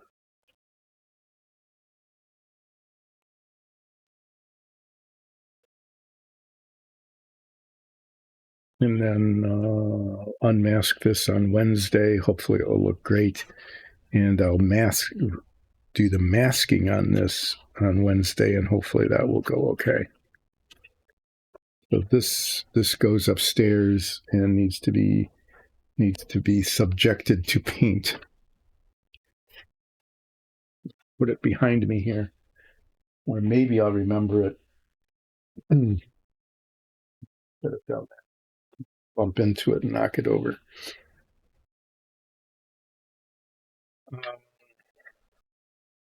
So I've got an hour, and what should I do with it? Well, what I'm going to do with it is I'm going to work on my maxi figure here. This is, this looks all scabby, but this is going to be painted a metallic thing, and then this is going to made to look all velvety, and most of this is going to be painted aluminum, maybe chrome or bright metallic, and then washed with a green wash to make it look like shiny green metallic armor. But what I've got here is these bits here, front and back, that need to be painted. I'm going to be painting it this glossy green, like the inside of the cape. Okay. I'm going to do that, and I'm going to do that now because it's going to be really hard to reach later. So that'll be a thing I can do. I'm going to find the best brush for that. They're pretty decent. Something a little.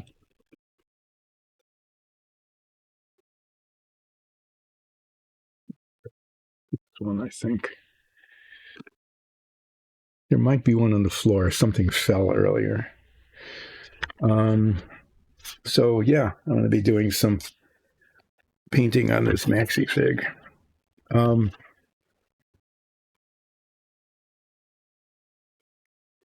towel in there.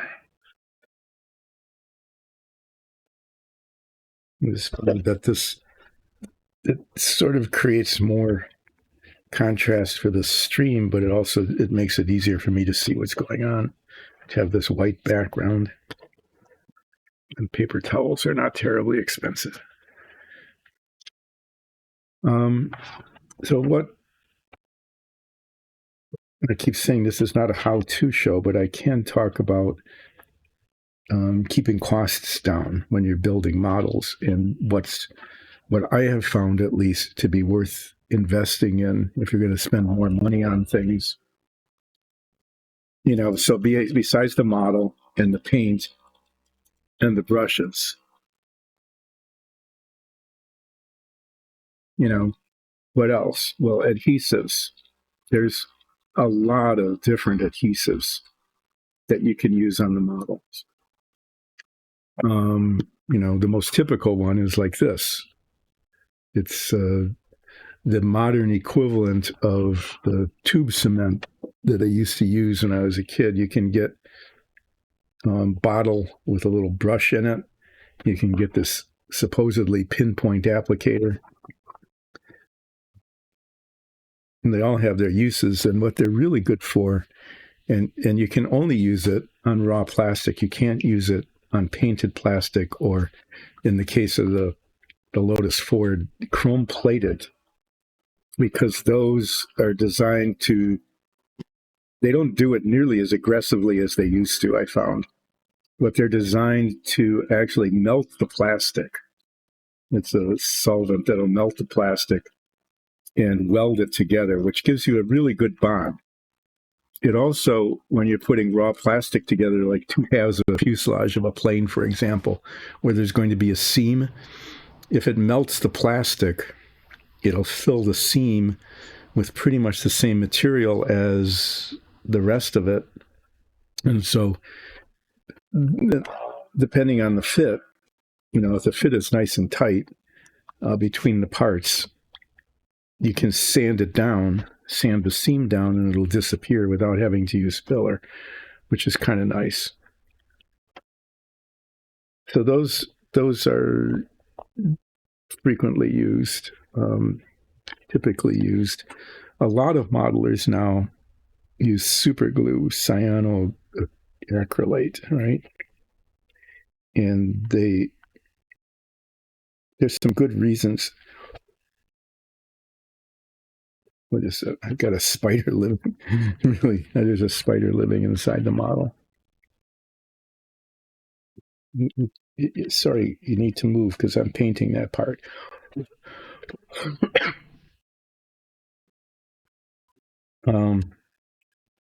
CA glue, and you can get all sorts of different versions of it now compared to when it first came out.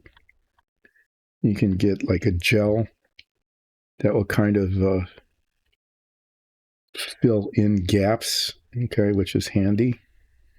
You can get stuff that gives you a little bit of time before it sets up. You can get the fixer for it.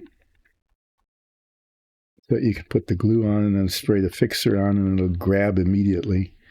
Okay, set up. You can do a lot of things with the CA glue, but I have to say I can't use it because I mean, if you're good at it, if you're good at doing what I can't do, and I'll tell you what those two things are. I would say go ahead and try it. The really nice thing is that it does set up. See, the model cement, you have to really kind of let cure overnight, pretty much. Okay, in order for it to really be solid. The CA glue you've got within seconds, I mean, pretty literally within seconds, it'll be set up. And then you can, go ahead and work on the model. It makes it go a lot faster.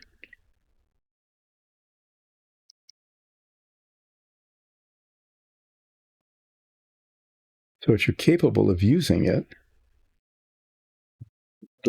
it'll make your modeling go much more quickly than other cements where you have to go like a day between, putting a part together and then working on it after that.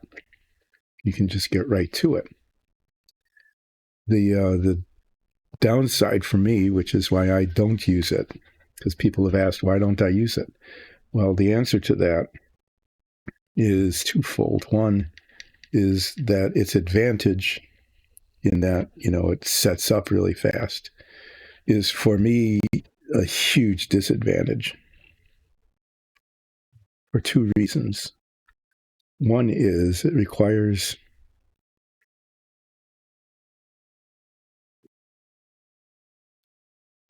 getting the parts just right. Okay. They need to, well, one is I don't work that fast. Okay.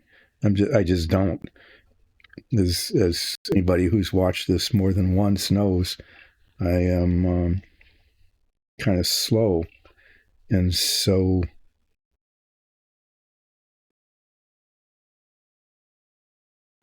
the cement is just faster than I am. It just is. Zip. It's done, and I have barely started. And the other is that I'm not always very good at getting the parts exactly where they should be. Okay. And that's important with this, because once it grabs, it grabs. With the model cement, you can kind of ooze things around a little bit. It's not always a good thing to do that, because like I said, it dissolves the plastic, and so you can end up with kind of a mess of things, where the cement just dissolves itself and it leaves an ooze. It leaves spots.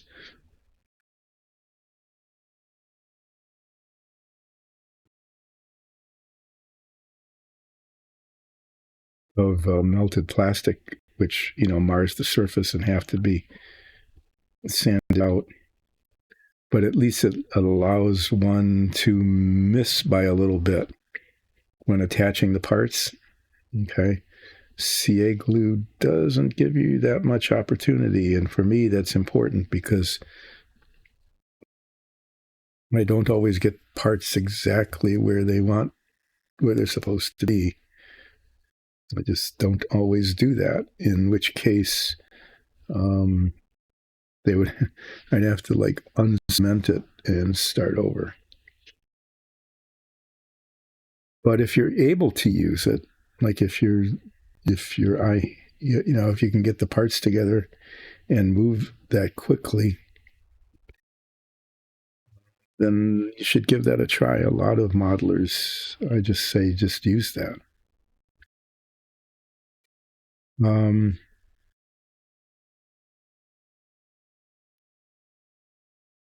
what I've been using instead, and I'm not recommending this for everybody, I'm just telling you why I use it, is contact cement.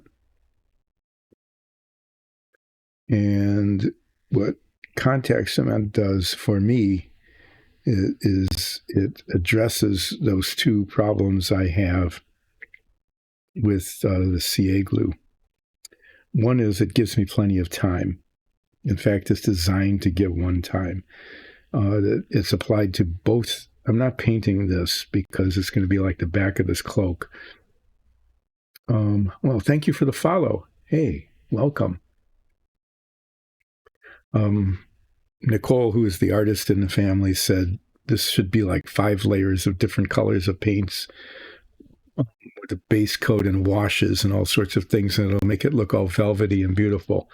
And I'm going to do the same thing here as to the back of the cloak, which is, I really don't know what it is yet, but I'm told that if I follow her directions, that it'll look really amazing. So I will believe that to be true.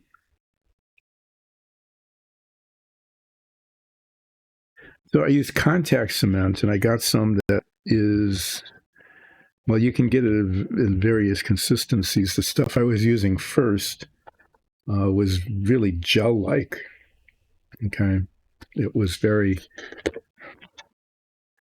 jelly, viscous. And I was having trouble with that because it would stick to whatever I was using to apply it, like a toothpick or something, and it wouldn't stick very well to the part I was trying to cement together. And then I got some that was much more liquid. It's still kind of viscous, but it's more fluid, and I'm finding that works pretty well. And it's actually designed to you put it on both surfaces, and it's supposed to set for a bit before you put the two surfaces together. It actually says you have up to 2 hours after you apply it to the surfaces to attach the surfaces to each other. I usually don't need that amount of time, but with, it gives me many minutes to get the adhesive on it to the surface where I want it before putting the parts together. And sometimes if there's multiple parts, like the suspension on this famous Ford thing, where there was just multiple parts that all needed to fit together precisely, is I was able to get the contact cement onto the contact surfaces of all of the parts, okay, with plenty of time to spare, and then attach them. So having that extra time is really important for somebody who moves more slowly like I do. The other thing is that it unlike CA glue, it doesn't grab immediately. It can be, there's time, even after the parts are stuck together, there's some time to manipulate them a little bit. And that has turned out for me to also be really important, because sometimes I don't get parts to be exactly where I want them. And you'll see that when I put together the shell of the car that I'm working on, the race car that I'm working on, you'll see that I won't get the parts together precisely, and I need some time to move them around and then hold them. And the contact cement lets me do that.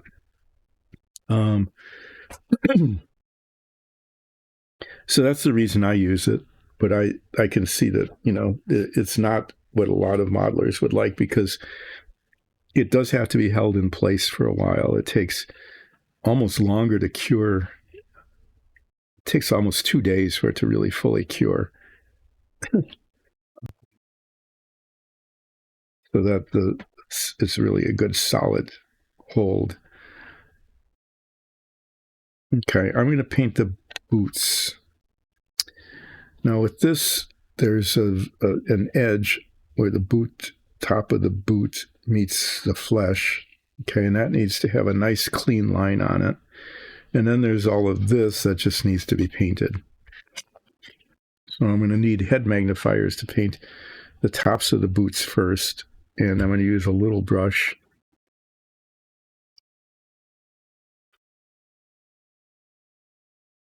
This one was actually working pretty well for me.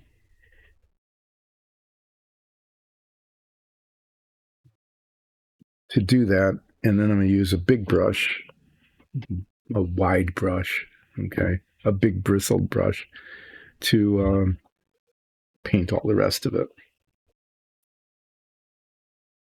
And I'll see how this goes and see how it looks. I'm not going to use the aluminum paint. I'm going to use something that's a little bit shinier, okay, because this is the armor that my character is currently wearing is magical armor. In the lore of the story, belonged to an ancient character that was the role model for my mentor. When I was a youth, I was mentored by an elf that belonged to the Order of Remarden. and I have acquired Remartin's magical armor. Although it doesn't have all of the magic in it because it's currently broken, and it needs to be repaired. There's another magical item that I have not learned how to use yet. But I'm going to see if I can't make this look pretty good, not being an artist, by painting. What I'm going to be doing is painting a shiny metallic undercoat, and then the same color the same paint that I used just to paint the inside of the kind of apron thing here, that glossy green, is water that down,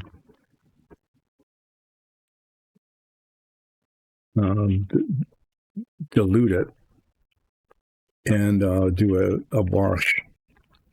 And I've tried a couple of things that were actual real washes, and none of them worked as well. So I'm going to try it on the boots first. The reason I'm going to try it on the boots first is that if they need to be redone, they're not connected to anything else. Okay, they're kind of separate like this on the model. So if it doesn't work out, overpainting it will be, other than getting the line along the top where it meets the leg, overpainting it'll be pretty straightforward.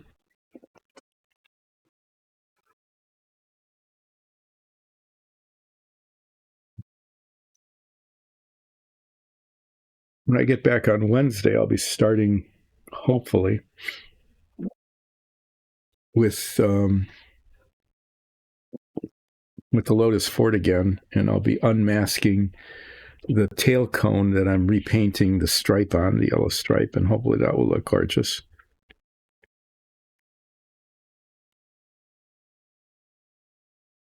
And then I'll be also hopefully masking the stripe on the top of the body. But no matter if that goes extremely well or not,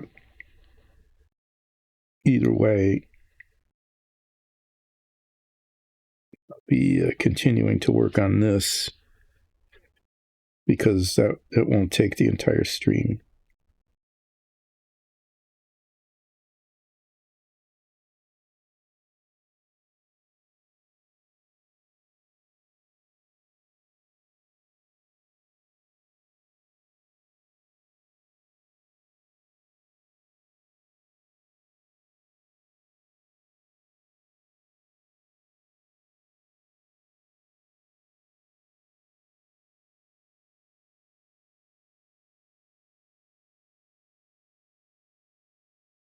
These impossible to reach areas.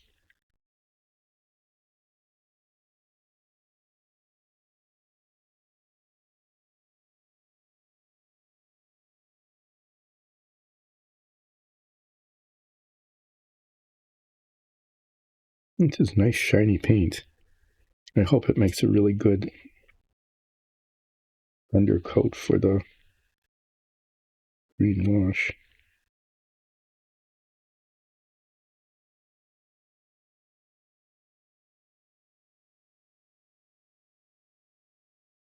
I might even be able to go so far, if there's time on Wednesday, to actually experiment with the green wash.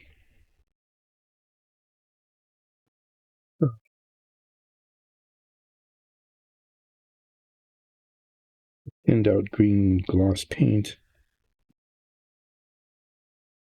to see how it looks.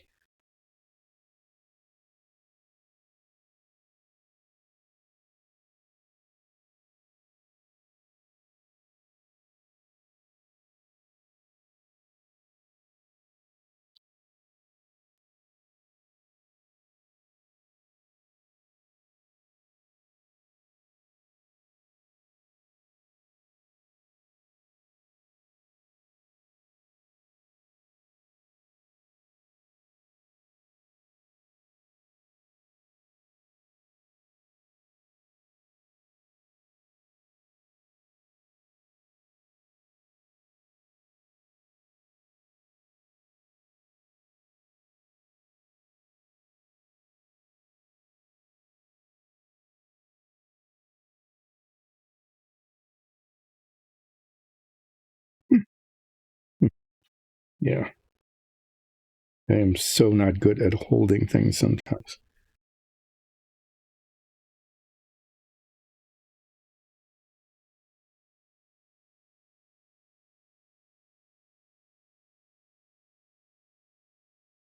Okay. Well, of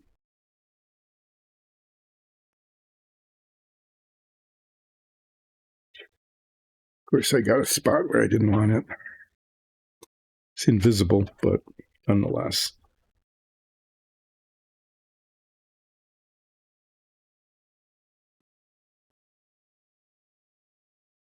So this paint I'm using is designed for an airbrush. And I've told that story many times about how I am not capable of using an airbrush. Just absolutely not capable at all. I have just practically every time I've tried it, it has been a disaster.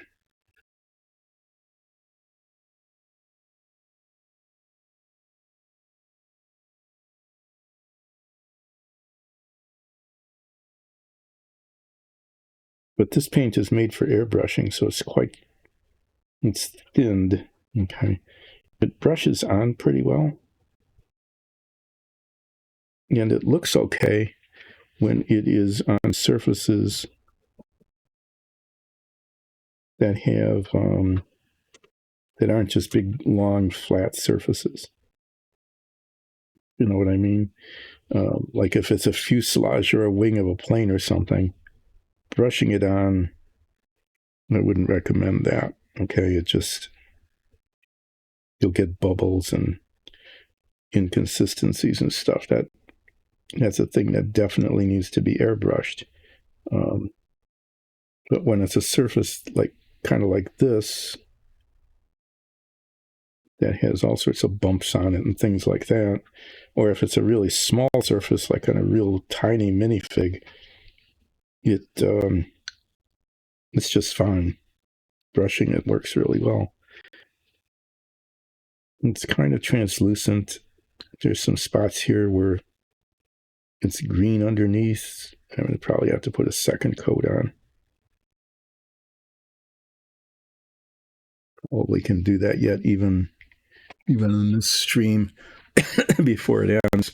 It dries really fast, so I should be able to put a second coat on within like 20 minutes or so.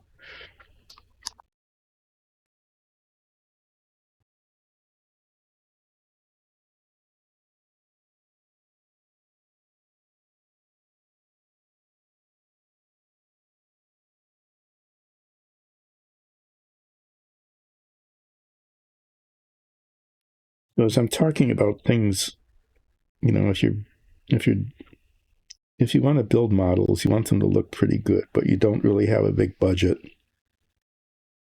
What I can give you some advice based on my own experience about what things you might want to consider investing in, besides the paint and the brushes and the model kit.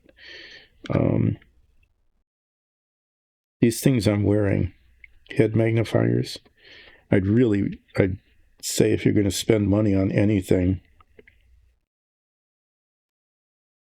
go ahead and get these. They, I wonder what color I used as a flesh. I got the metallic up there a little too high.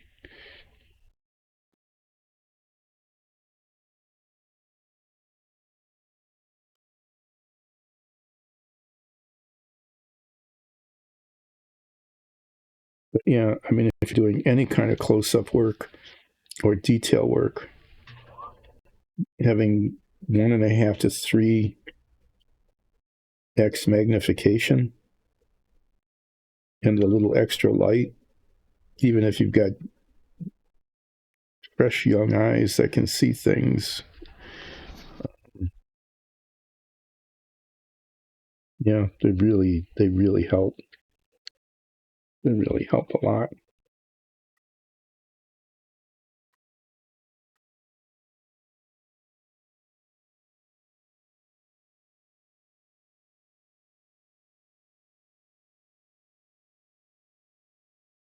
The second thing I recommend doing is getting one of those things that I can't use, which is an airbrush. Because if you're doing like airplane models or anything with fairly large surfaces that require, kind of precise painting or camouflage patterns, and I mean just stuff like that, it's next to impossible to do it and make it look really good with a brush. Like large surfaces, right? Any of that stuff. It's really hard to do it with just a brush. Because what you end up with is brush marks and uneven coverage. With an airbrush, it's just like spray painting. It is spray painting. And you can adjust it so that you can do, broad surfaces or tiny little lines. You can do a lot with it. They're really pretty magical.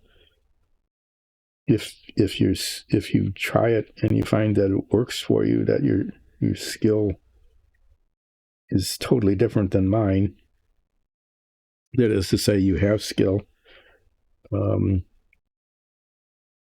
definitely invest in an airbrush and get a good one. Get one that you're comfortable holding. I would an adjustable nozzle so that you can do fine spraying or broad spraying. You can adjust how much paint flows through it. You might want to consider getting one. Some of them come with like a little cup that just sort of by friction holds on. I mean, that's a real handy kind of thing to have, and they're less expensive, but they can also fall out and then spill and just make a mess. I consider getting one that has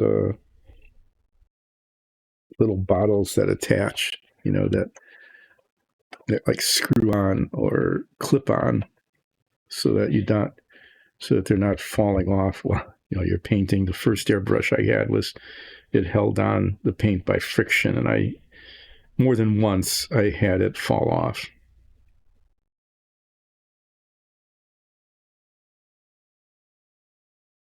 Oh, okay, I know what color that is. It's leather brown. Because why is it leather brown? Because that's leather. It's not its skin. It's a leather undergarment. So I'll have to do some touching up on that because I didn't get the line right. So one of these, you don't have to get this kind of model, but back in the day, ages ago, I didn't get one of these. What I had was a circular magnifying glass. It was about this big around with a circular fluorescent tube in it. And you'd look through the big magnifying glass, a 6-7 inch in diameter magnifying glass with the extra light. And that worked really pretty well. But the problem was your hands are working underneath this, and the brushes would bump into it and stuff like that. So how in the world is that even possible?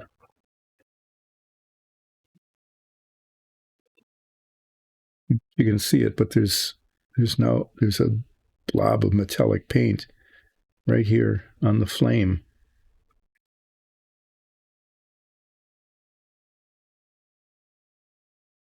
It's really not good. Remember what colors I use now.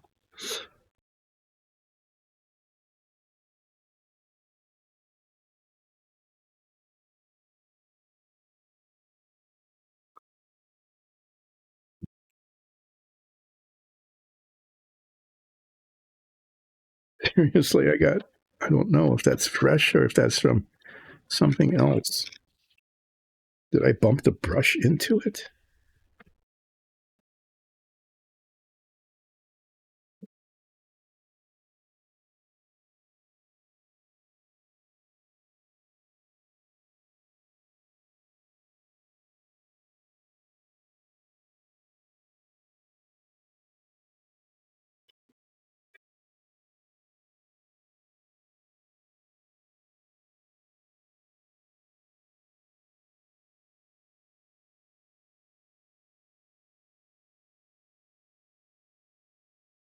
that happens on this stream, is that I'll do that. I'll bump the most common oops, significant oops that happens is getting the brush to and from the surface.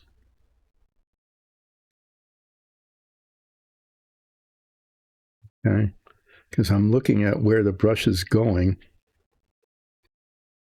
and not how it's getting there. And then it'll bump into something, or I have successfully painted something and I pull it back and bump it into something. And that must have been what happened there. Wow, that was just really not a good thing. But that happens, and I can warn you about it. Is be really careful getting your brush to and from the surface. Almost more careful than where you're actually painting, because that's exactly why. What happened there is smashing it into something. And then with some frequency, you've seen it on this stream if you look back, or if you look at an old YouTube of it. With some frequency, I do that, where I'll look and I'll go, why is there a blue spot there on the yellow paint? Or why is there a green spot on the metallic paint? Or I'll even see it as I do it. I'll go, oh, geez, now I've got a big spot there that needs to be repainted.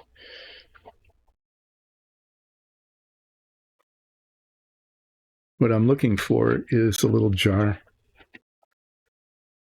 Isopropyl alcohol, because this paint isn't coming out of this brush with just the water. So yes, this is not a how-to show. This is don't just do what I did. That was a bad thing. But I can tell you about, my experience in terms of what I would invest money in if I were, starting from scratch, based on what has turned out to be a good investment, and what really hasn't. So, yeah, in terms of an extravagance, the head magnifiers, if you're doing any kind of detail work at all, or close-up work, the head magnifiers for me are like invaluable. The next thing has been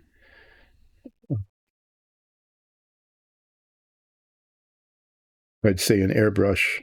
Try it. See if you can use it if you're doing any kind of modeling at all that involves more than just minifigs. You don't want to use an airbrush on tiny little things necessarily, because you won't. But if you're covering surfaces that need an even coat, or if you're doing like camouflage painting, or edges that need to be a little fuzzy or something, if you learn how to use it, it can give you amazing control and wonderful painting effects you can't get any other way.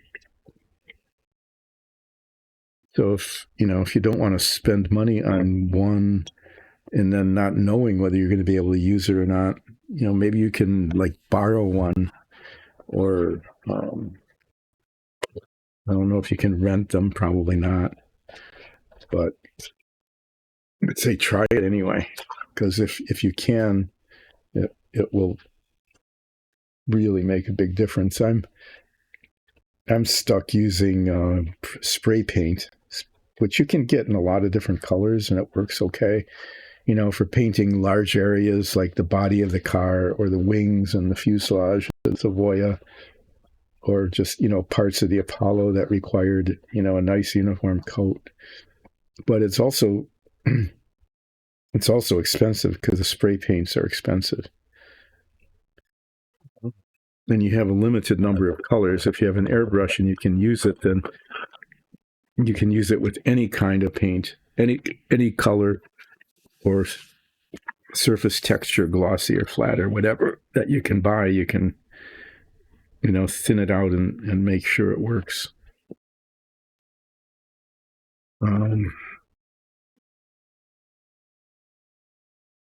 So, is something to consider. I'm just putting some paint away, and then I need leather brown. Pretty sure that's the color I used.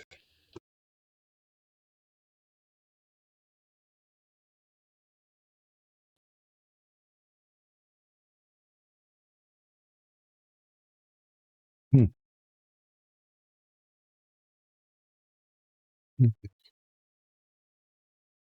Why do I need leather brown? Because I got the metallic paint. Usually, this happens frequently. It looks, when you're painting one edge against the other, it looks just fine, and then you look at it again, and it's gone too far up, and so I've got metal paint on where the leather needs to be. I'm going to just mix this up. I'm using something to help stir the paint that is a real extravagance that you really don't need. The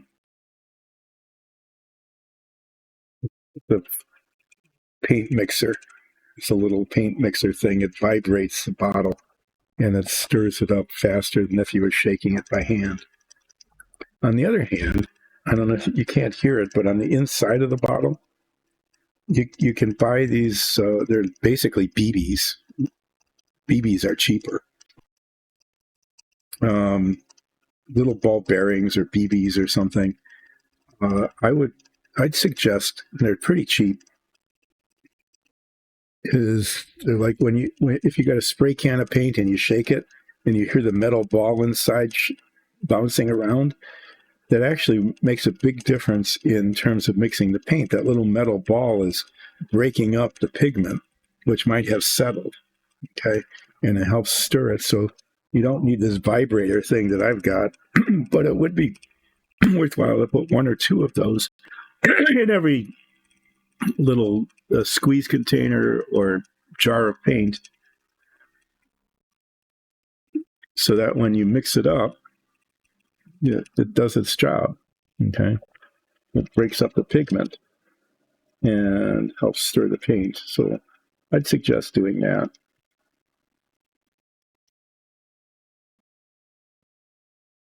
Needle files and sandpaper. In order to clean up the model, and you always will, there will be little bits of sprue attached to things. There'll be little seams that need to be puttied and sanded down, stuff like that. Get yourself some really good sandpaper, anywhere from like 400 grit to 2000 grit, so that you can, smooth things out and then polish them. Needle files are really good for cleaning things up. And it's just something that can, things to think about if you're going to be investing. Okay, I need to fix the. Okay, well, it's not exactly where I was aiming, but that's where the paint landed. I need to put the brown paint over the metallic paint, because when I painted the line, which I was trying to do quite carefully, I failed and I painted it up.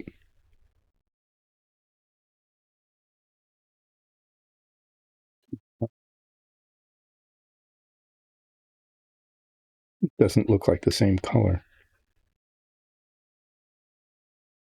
What color did I use?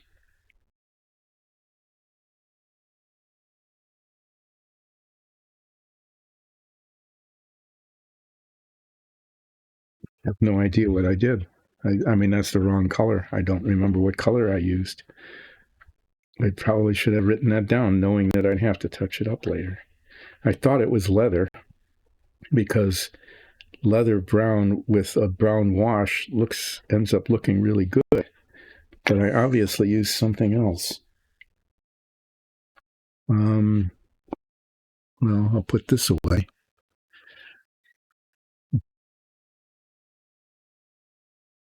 I am going to get my color chart out. See if I can match what I did with that.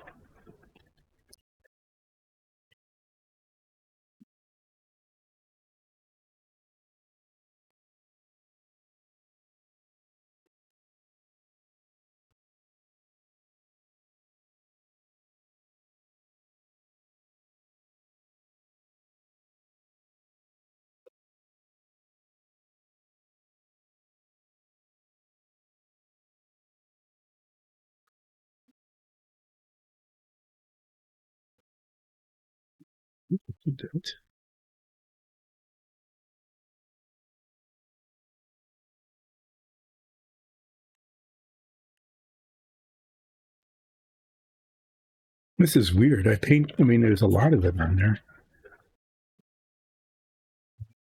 Cork brown. Okay, yeah, I used cork brown for a reason I don't remember. Interesting. So why I really don't know why I chose that color. But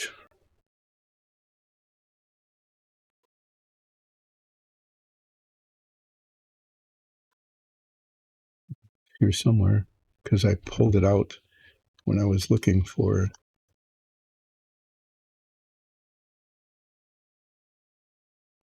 Hmm.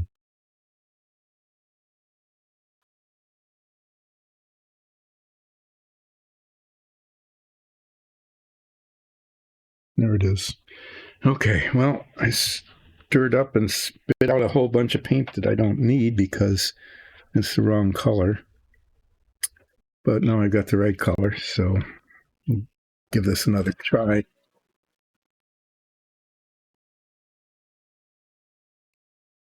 Well, these needle files I'm talking about, they're just tiny little files. Okay, little bits. They're nice, and they're good for rough shaping. You want to not you're not going to be able to do real fine work with these. I mean, in a sense, you can because they have nice little sharp points and stuff, but they do leave scratches compared to the kind of sandpaper that you'll be using, or emery cloth, really, that you want to be using.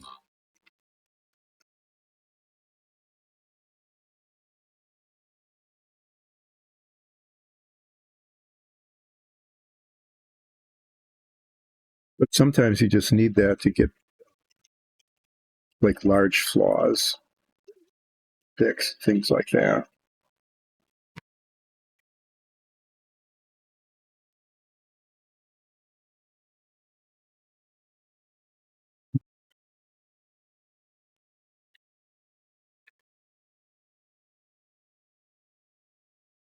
Okay, well, I'll try again.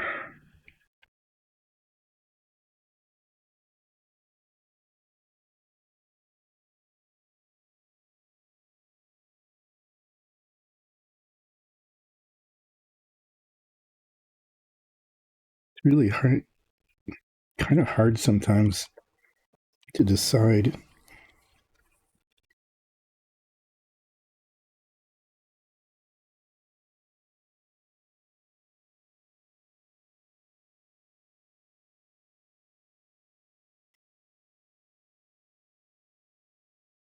Exactly where the line, that's the right color at least.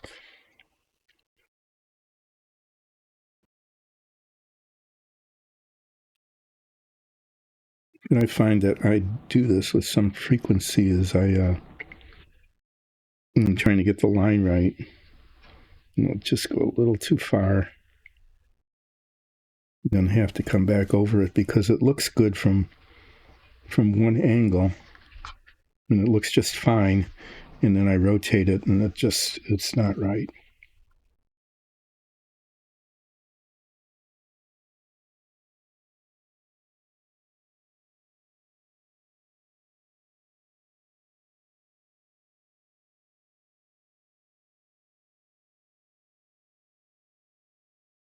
There's some back and forthing that sometimes needs to be done before I'm satisfied with the boundary line.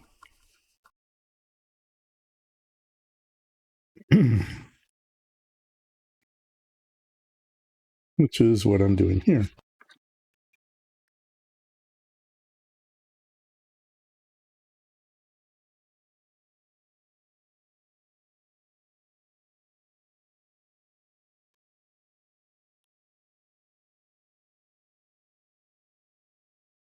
Yeah, that's much better.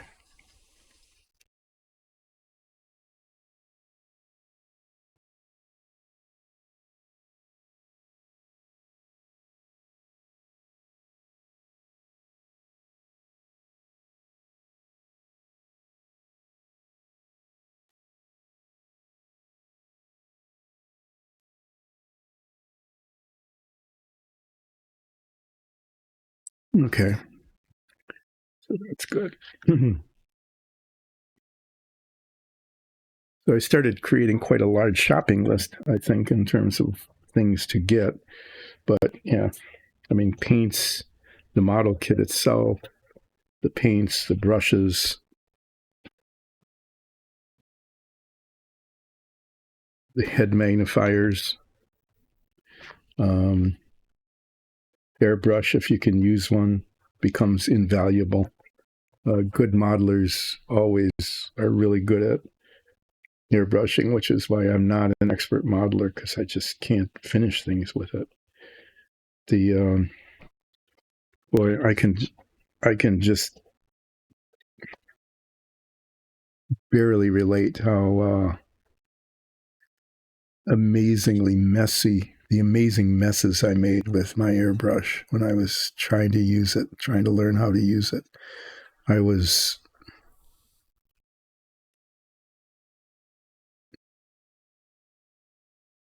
yeah, I guess that'll be okay. My ability to get paint everywhere, to spill it, to not be able to clean the brush, just was phenomenal. I mean, my ability to really make a hideous mess, not just it's just everywhere. Um, more than once when I managed to just have the little cup of paint fall off and drop and spill. Once or twice it broke. It wasn't really good. It didn't help to have shattered glass and paint everywhere. Okay, well, I should stop talking about that because that's just going to put you off, because airbrushes are really important. Okay, that was one of those. If it had just been a little bit higher, I would have gotten metallic paint all over the flame on the sword. That was a classic example of not being careful while taking the brush away from the painted surface. Wow, that was nearly a huge disaster. So I don't, by me talking about how bad I am at using an airbrush, I don't want to discourage you from trying it, because it really does make it really, if you can use it, it makes a huge difference in terms of the quality of the model that you can build. So give it a go.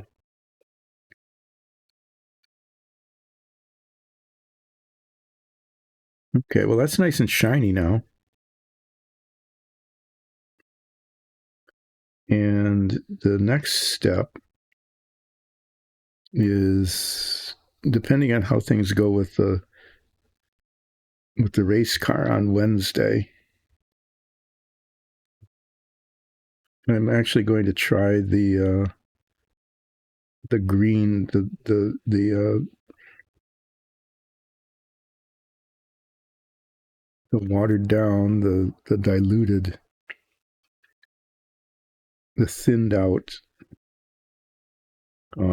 gloss green paint as a wash on that to see how it works. It's going to be my low risk attempt to see how that turns out as far as the order of the armor of Remarden is going to look. If it looks good on the boots, then I'll paint the rest of it with the same shiny undercoat.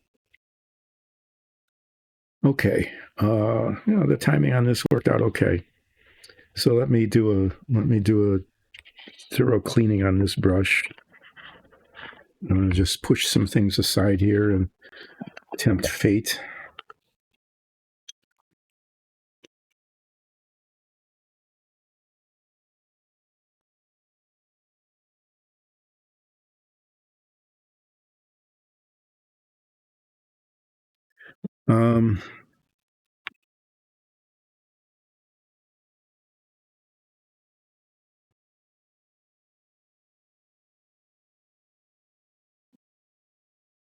That there, leave this here. So in this box, these are the last bits that need to be painted really on the model, the race car model.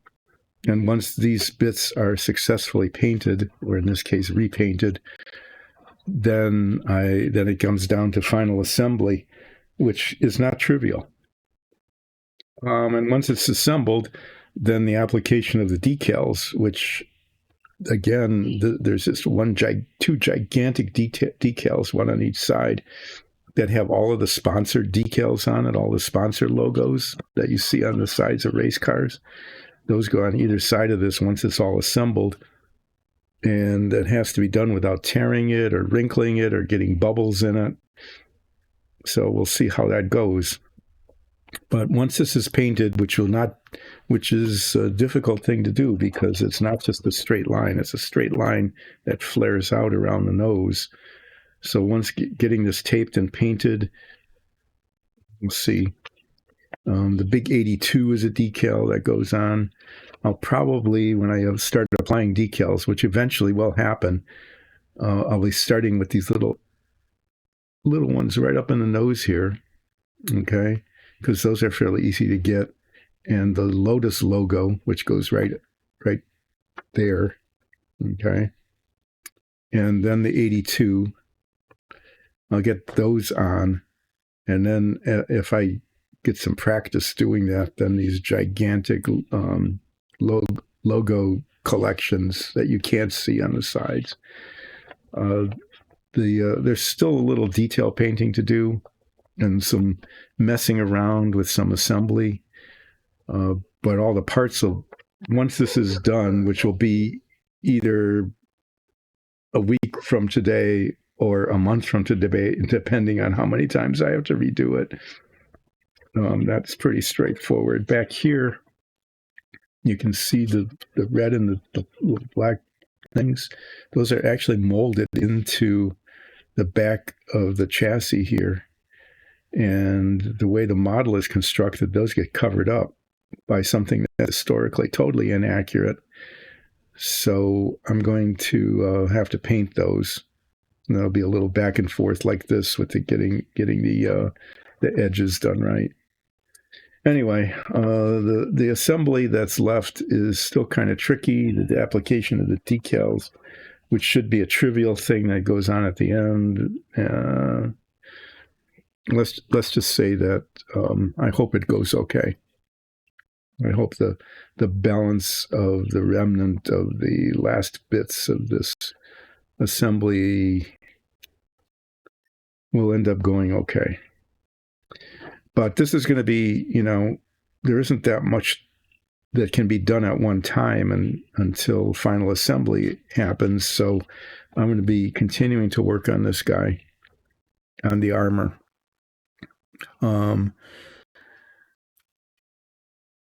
In between over the next week or so. And then eventually this will get done. I'm going to go back to the Apollo command module because I did print out the stickers for the command module. I probably, on Wednesday I'll show those to you. Maybe on Wednesday or Friday I'll show those to you so I can show you what still needs to be done in terms of the command module of the Apollo stack model, which I had built before the Savoia, which I built before this. And then it's on to something new. So probably around like Labor Day-ish or so. Yeah, around then here in the States, beginning of September. Around the beginning of September, I'll be starting something new. And I'm looking at either I've got, I pull out 6 options. Yeah, I'll have to narrow that down. I'm thinking of doing something like small and not very challenging, or something medium-sized but really pretty cool. I've got, I'm looking at that, and I've narrowed it down to 3 by just staring at the boxes over there. But I don't, I'm not going to pull them out and show them. I'd probably knock something over. If I change my mind, I will.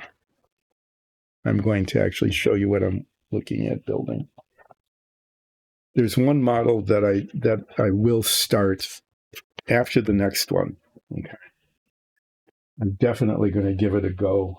It's the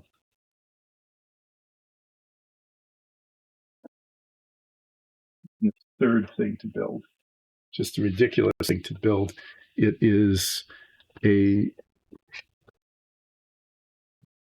plank-built wooden model of the America, which is the yacht that won the first America's Cup. I mean, it's just this here. You can see it here. It's a gigantic model. This box is full of sticks and tiny little brass fittings. And it's just an amazing model. And if I could pull it off, I'll have absolutely no place to store it. It'll get covered with dust and thrown away. But it's an amazing model. And I was thinking of building this Atlas Mercury, which is I love this growing up. I mean, the Atlas was my favorite rocket. Okay. It's got the Mercury capsule, and I was thinking about doing this, but probably not.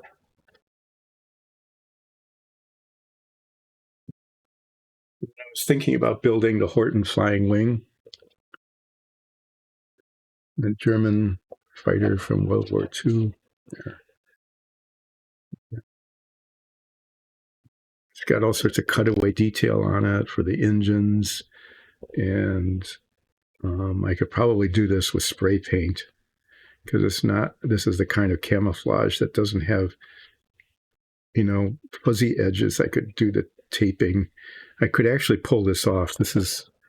I really like this plane. This is an amazing kind of thing, and it's a real thing. I saw the real thing at the Smithsonian at the restoration facility. These are the three that are in play right now. This would just be silly. Why is it upside down? I don't know. The camera turns things upside down. It did. This is the command bridge of the Enterprise from the TOS, from the original series. And it supposedly comes actually with these little minifigs of Spock and Kirk and Sulu. I don't think McCoy is in there. It looks like a silly model. It looks like it would be just kind of fun to build and maybe not be terribly challenging. There is a very small scale model, plane that didn't exist. It was rumored to exist. The Aurora, supposedly at Area 51. This is flying around. It's triangle shaped and flew at 5 or 6 times the speed of sound. And everybody denied its existence. And there's never been any evidence that it really does exist. But it there's a model of it nonetheless. There's somebody made a model of this plane that doesn't exist. It's not.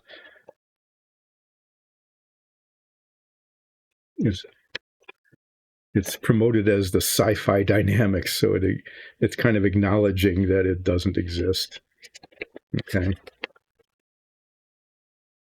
And then it even comes with a model of another plane that doesn't exist. But you can see this is not terribly challenging. Okay. It's not an extremely challenging model, and it's just painted flat black.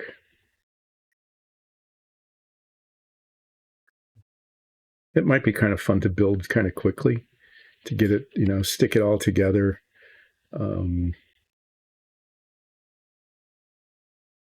Spray paint it, put the decals on. It might just be, maybe that one's kind of tempting to do next, just because I think it could be done pretty quickly and it's small. I mean, who knows? And the other one, this is the other one that's tempting for me. It's the X-15. Growing up, I grew up with this plane, setting all sorts of incredible records. There. And this is a rare kit. It is a 1/48 scale. You can find lots of 1/72 scale, but I found this. It was made in the Czech Republic, of all places. And this it has a lot of photo etched parts and things. So it's a highly detailed model. So it would be a lot more challenging than the non-existent SR-91. This actually did exist. But I'd really like to have this for my collection. I built one, not this kit, but I built one when I was a kid. Actually, two. There was the X-15 72nd scale that I built, and then there was a kit of a B-52, because this was launched from the wing of a B-52. I actually had a kit of the B-52 with a small one of these hanging from the wing. So it's kind of down to these three, This one I'd really like to build the X-15, but I'm kind of wanting to do something a little bit more relaxed and easier to build. So I'm thinking the X-15 might need to wait. Just need to wait. And I'll either build the deck, it's hard to hear, the deck of the USS Enterprise, which may turn out to be more difficult to do than I expect. I'm not sure. Or this non-existent plane. We'll see. But I'll be back on Wednesday at more or less 10 o'clock. I should be able to be on time, because all of the updates and crashes and things that happened, the main program that runs all of this is called OBS, that crashed. The whole computer needed to be rebooted twice in order to get this going this morning. But on Wednesday, I'll be, I promise that I will try. I'm only promising to try to get this painted yellow so that I can tape it off and untape this and put it in the ready-to-use box. And then I'll be able to really it's going to get closer to being done once this is painted and yellowed and taped, so that I painted green and then do some touching up. Well, that's it. I'm going to be coming back to the car on Wednesday. There isn't going to be a lot that I will do on this, other than hopefully this will be just a matter of pulling the tape off. Hopefully this will be a matter of getting tape on, and it'll be a lot of fiddling around. It'll be a little difficult to do, but I'll be probably spending more time on this, experimenting with the green wash on the armor. And if that works, I'll be painting the rest of the armor. And then Yeah, getting this closer to being finished as well. This is actually has something to do with Dungeons and Dragons because it's my character on our D&D show. So I'll see you on Wednesday. Thanks for dropping in. Thank you for the new follows. I really appreciate it. Watch our show. Become a supporter. Go to patreon.com/Dyson Dungeons. Become a patron. Get to see our improv warm-ups, which are hilarious. They actually really are. And join this between 10 and 1 on Monday, Wednesdays, and Fridays, except when I'm not around, or if something happens like the computer breaks or there's an update that doesn't load correctly or whatever. And see infinitesimal progress, slow progress on getting models completed or things like that. Thanks so much. I'll see you Wednesday.